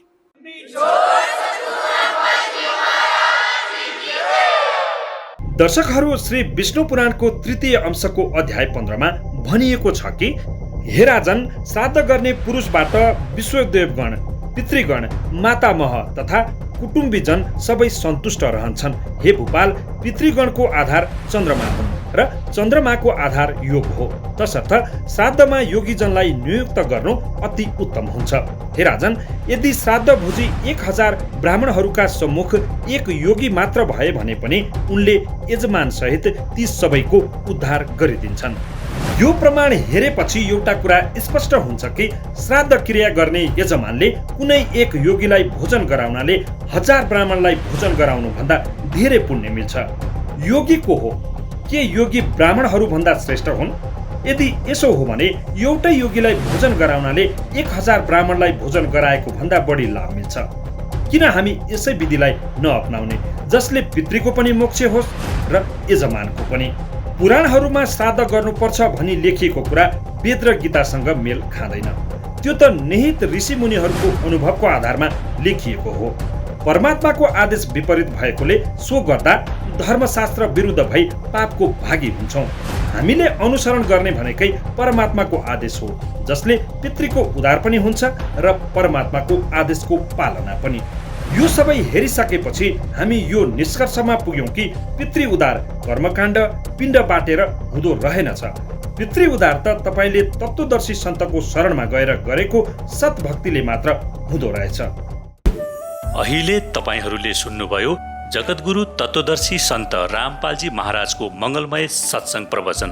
आउनुहोस् अब सुन्नेछौँ ती भक्तहरूका अनुभव जसले सन्त रामपालजी महाराजको शास्त्र प्रमाणित ज्ञानले प्रभावित भई मन्त्र दीक्षा लिएर अनेकौं लाभहरू प्राप्त गरे। नमस्कार। नमस्कार हजुर। तपाईको नाम के होला? मेरो नाम शान्ति परियार। तपाईको घर कहाँ पर्यो? मेरो घर लमजुङ बेसी सहर वार्ड नगरपालिका 8। तपाईले सन्त रामपालजी महाराजबाट मन्त्र दीक्षा कहिले प्राप्त गर्नुभयो? सन् 2023 मा। सन्त रामपालजी महाराजबाट मन्त्र दीक्षा लिनु अघि तपाई के कस्ता भक्ति साधनाहरू गर्नुहुन्थ्यो? ब्रह्म विष्णु महेशको साधना गर्थे, अनि बिहान नुहाइधुवाइ गर्ने, पूजाआजा गर्ने, त्यस्तै गर्थे। त्यसपछि मान्छेहरू सबैजनाले बहिनी हुँदा सत्सङ्गमा हिँड्नु, सच्चाइतिर हिँड्नु, सच्चाइमा गएपछि सबै रोगहरू ठिक हुन्छ भनेर भन्नुहुन्थ्यो। त्यसपछि म 1 वर्षसम्म त्यता पनि धाएँ शनिबार। त्यसमा जाँदा पनि मलाई खासै मन लागेको थिएन। भगवान् भन्नुहुन्छ यहाँ नाचगान गर्नुहुन्छ, भजन गर्नुहुन्छ, ताली बजाउनुहुन्छ, के होला? त्यसमा चाहिँ खासै भित्रबाट मेरो आत्मा खुसी हुने थिएन। अनि कहिले जान्थेँ, कहिले जाने थिइनँ, फेरि ब्रह्म विष्णुतिरै आउँथेँ, पूजाआजा गर्थेँ, त्यस्तै गर्थेँ। तपाईले भन्नुभयो कि ब्रह्मा विष्णु महेश तथा हिन्दू धर्ममा प्रचलित विभिन्न देवी देवताहरूको भक्ति साधना गर्नुहुन्थ्यो। 1 वर्ष जति सत्य साईमा पनि जानुभयो। यतिका भक्ति साधना गर्दा गर्दै पनि सन्त रामपालजी महाराजको शरणमा जानुपर्ने कारण चाहिँ के थियो? यसमा ब्रह्मा विष्णु शिवजीको भक्ति गर्दा गर्दै मलाई धेरै प्रेत बाधाहरू आइपर्यो। मलाई धेरै प्रेत बाधाले सताउँथ्यो। त्यसपछि प्रेत बाधाले सताएर मलाई एकदम मेरो शरीर फुल्ने सुनिने भयो। त्यसपछि सुनिँदा पनि मैले धामी झाँक्रीका पनि गएँ, धेरै ठाउँमा गएँ। त्यसमा पनि धामी झाँक्रीले पनि मलाई भन्यो कुखुरा ल्याउनुपर्छ, भोग लगाउनुपर्छ त्यसलाई, त्यसपछि बोला तिमीलाई ठिक हुन्छ, नत्र तिम्रो शरीरलाई कालले खान्छ भन्नुभयो। त्यसपछि मैले कुखुरा पनि लगेँ, त्यसमा पूजा पनि गरेँ। त्यसपछि मलाई सपनामा के अरे कालहरू आएर मलाई मन्त्र पनि दिन्थ्यो। वरपरको छिमेकीको मान्छे नै चिनिने गरेर आएर मलाई मन्त्र पनि सिकाउँथ्यो। तर मैले मन्त्र भन्न जान्ने थिइनँ, एकदम गाह्रो ओड थियो। र तिनीहरूले मलाई भन्थ्यो तँलाई अब म खान्छु भनेर भन्यो। त्यसपछि मलाई छिमेकीहरूले भने सच्चाइमा हिँड, सच्चाइपछि तँलाई राम्रो हुन्छ, त्यसमा जाम भनेर भने। सच्चाइमा गएँ म। सच्चाइमा जाँदा पनि मलाई राम्रो लाभ भएन। सन्त रामपालजी महाराजकोमा त्यस्तो हुँदै गयो। त्यसपछि मलाई लाभै भएन। त्यसपछि मेरो छोरा एक्सिडेन्टमा पर्यो। मेरो 18-19 वर्षको छोरा एक्सिडेन्टमा पर्यो। एक्सिडेन्टमा पर्ने बेलामा त्यसपछि मेरो छोरा एक्सिडेन्टमा परिसकेपछि म पुरा मेरो दिमाग उडिसकेको थियो। दिमाग उडिसकेपछि त्यसको 5 महिनामा फेरि मेरो सिलिन्डरले खुट्टा भाँचिएर बस्ने बेलामा म बेडमा थिएँ। बेडमा हुने बेलामा मेरो श्रीमानले एउटा जिउने मार्ग पुस्तक खोजेर ल्याउनु भयो। जिउने मार्ग पुस्तक खोजेर ल्याउँदा त्यो पढेँ। त्यो पुरै पढिसकेँ। त्यो पुरै पढिसकेपछि मैले भने अर्को यो किताब पाउने ठाउँमा कुन किताब पाइन्छ, त्यो सबै किताब उठाएर लिएर आऊ भनेर मैले बहिनीलाई भने। बहिनीले गएर ज्ञानगङ्गा र गीता किताब लिएर आयो। अनि पछि मैले किताब त पल्टाएकै थिइनँ, ज्ञानगङ्गा पढेँ। पुरै किताब पढिसकेपछि लास्टमा 10-15 पन्ना बाँकी थियो। त्यसमा चाहिँ सन्त रामपालजी महाराजले सपनामा आएर दर्शन दिनुभयो। तर मलाई मन्त्र पनि दिनुभयो। त्यो मन्त्रको चाहिँ मलाई याद भएन। र अर्को ठाउँमा लिएर जानुभयो। उहाँले चाहिँ मलाई दियो र माला दिनुभयो। अनि मैले सन्त रामपालजी महाराजलाई भने गुरुजी यो त म त लाँदिनँ, म त छोराको फोटोमा बत्ती बालेर बस्छु, म त नलाने भनेर भने। त्यसपछि चाहिँ सन्त रामपालजी महाराजले भन्नुभयो यो लैजाऊ, मैले दिएको मन्त्र जप गर, मेरो नामको भक्ति गर, तिम्रो छोरालाई म पार तार्छु भन्नुभयो। त्यसपछि मेरो छोरालाई पार तार्ने ठाउँ त परमात्माले दिनुभएको छ। मैले ब्रह्मा विष्णु शिवको पूजा गरेर मैले त मेरो छोरालाई पार नतारिँदो रहेछ। म अब यो ठाउँमा जान्छु भनेर अनि ज्ञानगङ्गा पुस्तकको पछाडिपट्टि पन्नामा नम्बर थियो। त्यो नम्बरमा मैले फोन लगाएँ। 4 ठाउँमा मैले फोन लगाएँ। त्यसपछि नामदान केन्द्र पोखरामा छ भन्ने कुरा थाहा पाएर मेरो खुट्टा भाँचिँदा पनि म एकजना बहिनीलाई साथमा लिएर अनि खोज्दै आएँ। त्यसपछि मैले नाम दीक्षा लिएँ। जुन तपाईँको भूतप्रेतहरूको समस्या थियो, के सन्त रामपालजी महाराजबाट मन्त्र दीक्षा लिएपछि ठिक भयो त? सन्त रामपालजी महाराजबाट नाम दीक्षा लिएपछि मलाई धेरै कुराहरू ठिक भयो। किनकि त्यसकै सँगसँगै मलाई यो काखीमुनि एकदम ठुलो घाउ आएको थियो। तर म बसेर खाना पनि खान नसक्ने, कपडा पनि लाउन नसक्ने स्थितिमा थिएँ। त्यो ठाउँमा पहिला पनि घाउ आएर मैले अपरेसन गरेको थिएँ। बेसीसर लमजुङ हस्पिटलमा, सामुदायिक हस्पिटलमा अपरेसन गरेको थिएँ। पछि पनि त्यही ठाउँमा घाउ पलायो। त्यो घाउ आउने बेलामा सन्त रामपालजी महाराजले मन्त्र दीक्षा दिनुभयो। मन्त्र दीक्षा दिइसकेपछि मैले मन्त्र जप गरेँ। नामदान केन्द्रमै बसेर मन्त्र जप गरेँ। त्यही दिनमा मलाई राति सपनामा घाउ फुटेको सपना देख्यो। त्यसपछि भोलिपल्ट मैले के रहेछ त यो घाउ फुटेको सपना, पिप निस्केको देखिछु, के हो भनेर मैले बाथरुममा गएर यस्तो खोलेर हेर्दा पुरा पिप र रगत निस्किरहेको रहेछ। त्यसपछि म घरमा गएँ। घरमा गएको त्यसको बेलुका पनि सन्त रामपालजी महाराजले पुरा घाउ चिरेर भित्रको पुरै निकालिदिएको सपना देखेँ मैले। त्यसपछि त्यो घाउ बिस्तारै बिस्तारै आफै सुक्दै गयो। मेरो श्रीमान चाहिँ त्यतिखेर नाम दीक्षा लिएको थिएन। अनि श्रीमानले चाहिँ मलाई हस्पिटल जानै पर्छ, औषधि खानै पर्छ भन्नुभयो। म हस्पिटल गएँ। त्यसपछि औषधि खाएँ। औषधि खाँदै पछि झन् घाउ फैलियो। त्यसपछि मैले यो औषधि खाने रोग होइन, यो परमात्माले निको बनाउनुहुन्छ मलाई पुरा विश्वास छ, म खाँदिनँ औषधि भनेर मैले औषधि छाडेँ। त्यसपछि तातो पानीले सफा गर्दै गएँ। आफसे आफ त्यसै ठिक भयो। मेरो श्रीमानले भगवानको मात्रै आशा गरेर हुँदैन, एकचोटि हस्पिटल जानुपर्छ भन्नुभयो। अनि उहाँले त्यस्तो भनेर कराउँदा म हस्पिटल गएँ। हस्पिटलमा गएपछि उहाँले हस्पिटलमा भन्नुभयो कि तपाईँको त यो पहिला पनि अपरेसन गरेको हो, अपरेसन गरिसकेको ठाउँमा फेरि घाउ पलाउनु भनेको क्यान्सरको लक्षण हो, तपाईँ भरतपुर हस्पिटलमा जानुहोस्, अनि त्यहाँ चेक गर्नुहोस् भनेर मेरो घाउ पनि छोएन उनीहरूले। त्यसपछि बेलुकामा सन्त रामपालजी महाराजले घाउ चिरेर पुरै भित्रको निकालेको देखेँ। त्यसपछि मैले भने यो औषधि खाने र हस्पिटल जाने रोग होइन, अब मालिकले सन्त रामपालजी महाराजले सन्चो बनाउनुहुन्छ, म जाँदिनँ भने र तैपनि उनीहरूले घाउ सुकाउने औषधि दियो। त्यो औषधि खाँदा झन् मलाई चाप्यो। त्यो औषधि फालेँ अनि पानीले सफा गरेर मैले सन्त रामपालजी महाराजले दिनुभएको मन्त्र जप गर्दै थिएँ। त्यसपछि आफ त्यसै निको भएर गयो। त्यसपछि पनि मेरो खुट्टा पनि राम्रोसँग नचल्ने नै भयो थियो। खुट्टा भाँचेको ठाउँमा, सिलिन्डर लागेको ठाउँमा मैले सन्त रामपालजी महाराजलाई प्रार्थना गरेको थिएँ। प्रार्थना गरेपछि सन्त रामपालजी महाराजले भन्नुभयो आत्तिनु पर्दैन, सबै ठिक हुन्छ भन्नुभयो। त्यसपछि 2-3 महिनापछि 2-3 महिना नहुँदै 1 महिनामै मेरो खुट्टा राम्रोसँग हिँड्न सक्ने भएँ म। त्यसपछि त्यसको 1-2 महिनापछि मेरो श्रीमानले पनि भक्ति लिनुभयो, नाम दीक्षा लिनुभयो सन्त रामपालजी महाराजबाट। उहाँले पनि पहिला रक्सी खानुहुन्थ्यो, सुर्ती खानुहुन्थ्यो।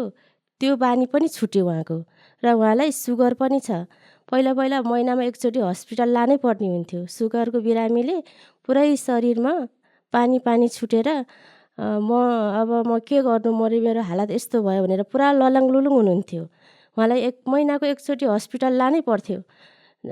त्यसरी औषधि ल्याउने गरेका थियौँ। सन्त रामपालजी महाराजबाट मन्त्र दीक्षा पाएपछि उहाँले अहिलेसम्म एकचोटि पनि हस्पिटल जानुभएको पनि छैन। उहाँलाई सब ठिक छ अहिले र रक्सी र सुर्तीको नसा पनि छुट्यो उहाँको पनि। मैले ब्रह्मा विष्णु शिवको भक्ति गर्ने बेलामा मैले एउटा घरेडी किनेको थिएँ।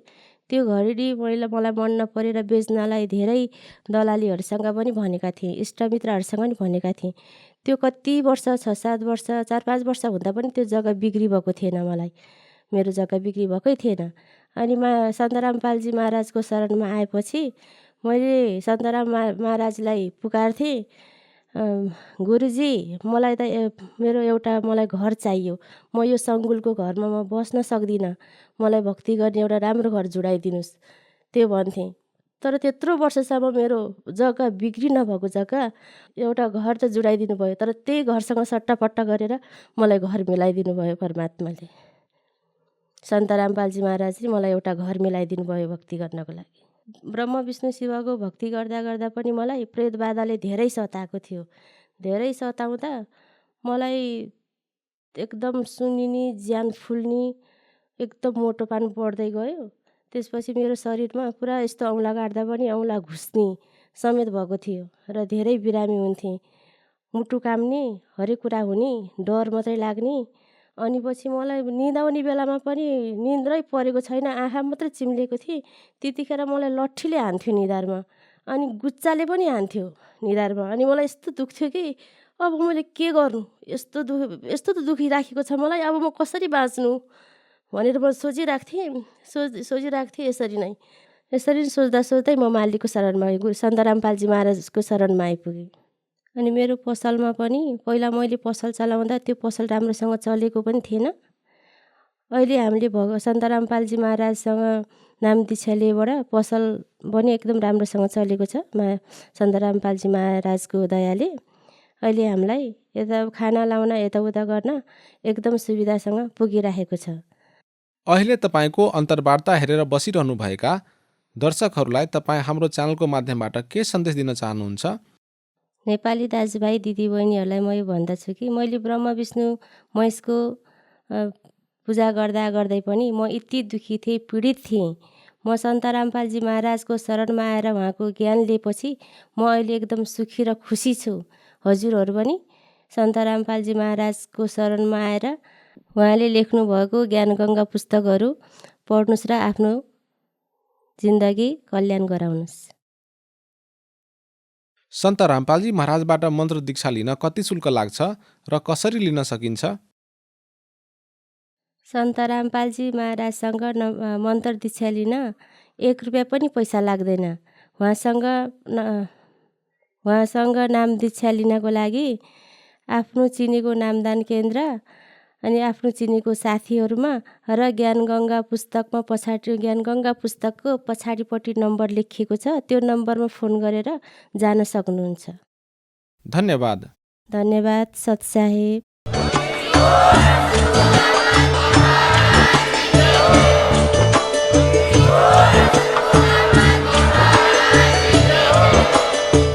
तपाई सुन्दै हुनुहुन्थ्यो जगतगुरु तत्त्वदर्शी सन्त रामपालजी महाराजजीको मङ्गल प्रवचन। अधिक जानकारीका लागि भिजिट गर्नुहोस् हाम्रो वेबसाइट www.jagatgururampalji.org। सन्त रामपालजी महाराजजीको शुभ आशीर्वादले पूरा विश्वभरमा 500 भन्दा पनि अधिक मन्त्र दीक्षा केन्द्रहरू छन्, जसमा सन्त रामपालजी महाराजजीद्वारा अनलाइन निशुल्क मन्त्र दीक्षा दिँदैछ। आफ्नो नजिकको मन्त्र दीक्षा केन्द्र पत्ता लगाउनका लागि सम्पर्क गर्नुहोस् 98 511 89 381।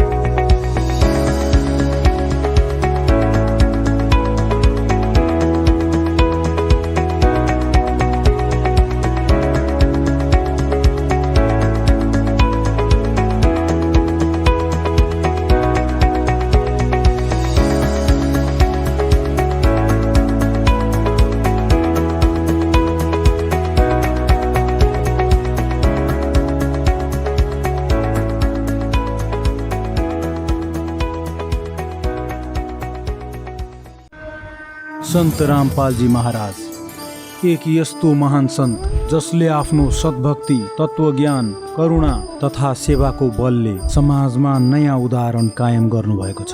सन्त रामपालजी महाराजको अगुवाईमा उहाँका सबै सतलोक आश्रमहरूले समाज कल्याणका अद्भुत कार्यहरूले समाजमा सुनौलो भविष्यको एउटा नयाँ आशा जगाएका छन्। सन्त रामपालजी महाराजबाट नाम दीक्षा लिएपछि लाखौं मानिसहरूको असाध्य रोगहरू जस्तै क्यान्सर, एड्स आदि ठीक भए।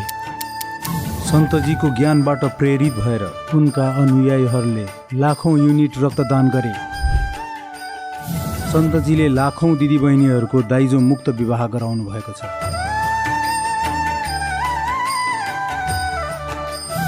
सन्तजीले लाखौं व्यक्तिहरूको नशा छुटाउनु भयो। करोडौं उजाडिएको परिवार बस्यो। सन्तजीको आश्रममा समागमको बेला निशुल्क नेत्र चिकित्सा, दन्त चिकित्सा प्रदान गरिन्छ। सन्त रामपालजी महाराजद्वारा समय समयमा पर्यावरण संरक्षणको उद्देश्यले बृहत स्तरमा वृक्षारोपण गरिन्छ। सन्तजीले जरुरतमन्दलाई तत्काल राहत पुर्याउनलाई एम्बुलेन्स सेवा सुरु गर्नुभयो। सन्तजी आफ्ना अनुयायीलाई देहदानका लागि प्रेरित गर्नुहुन्छ, जसले मानवताको सेवा, जसले चिकित्सा क्षेत्रमा सुधार हुन सकोस्। सन्त रामपालजी महाराजका सबै आश्रममा हरेक दिन निशुल्क भण्डारा आयोजित गरिन्छ, जहाँ हरेक वर्ग, हरेक जाति तथा हरेक धर्मका मानिस सँगसँगै बसेर भोजन गर्छन्।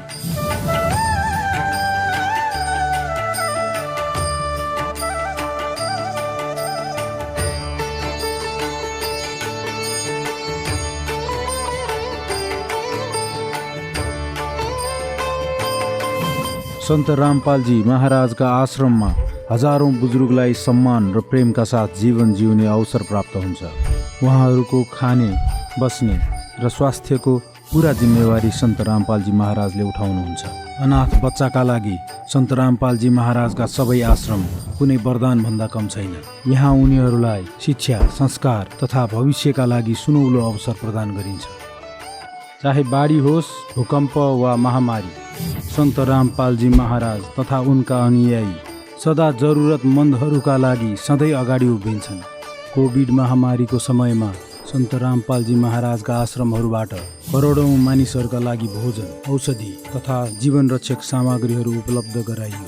चाहे गरिबलाई मद्दत होस् वा कोही शोषित पीडित वर्गको हक तथा सम्मानको लडाइँमा सन्त रामपालजी महाराजले उनीहरूको दबिएको आवाजलाई सरकारसम्म पुर्याउनु भएको छ र उनीहरूलाई उचित न्याय दिलाउन महत्त्वपूर्ण भूमिका खेलेका छन्। समाजमा आध्यात्मिक तथा सामाजिक मूल्यप्रति जागरुकता ल्याउन सन्त रामपालजी महाराज हरेक पाइलामा मानवताको सच्चा सेवक साबित हुनुभएको छ। सन्त रामपालजी महाराजको जीवनले हामीलाई सिकाउँछ कि साँचो सेवा त्यही हो जुन निस्वार्थ भावले गरिन्छ। आउनुहोस् हामी पनि यस महान सेवाको कार्यमा यी महान सन्तसँग जोडियौँ र सन्त रामपालजी महाराजबाट नाम दीक्षा लिएर आफ्नो जीवन धन्य बनाऊ।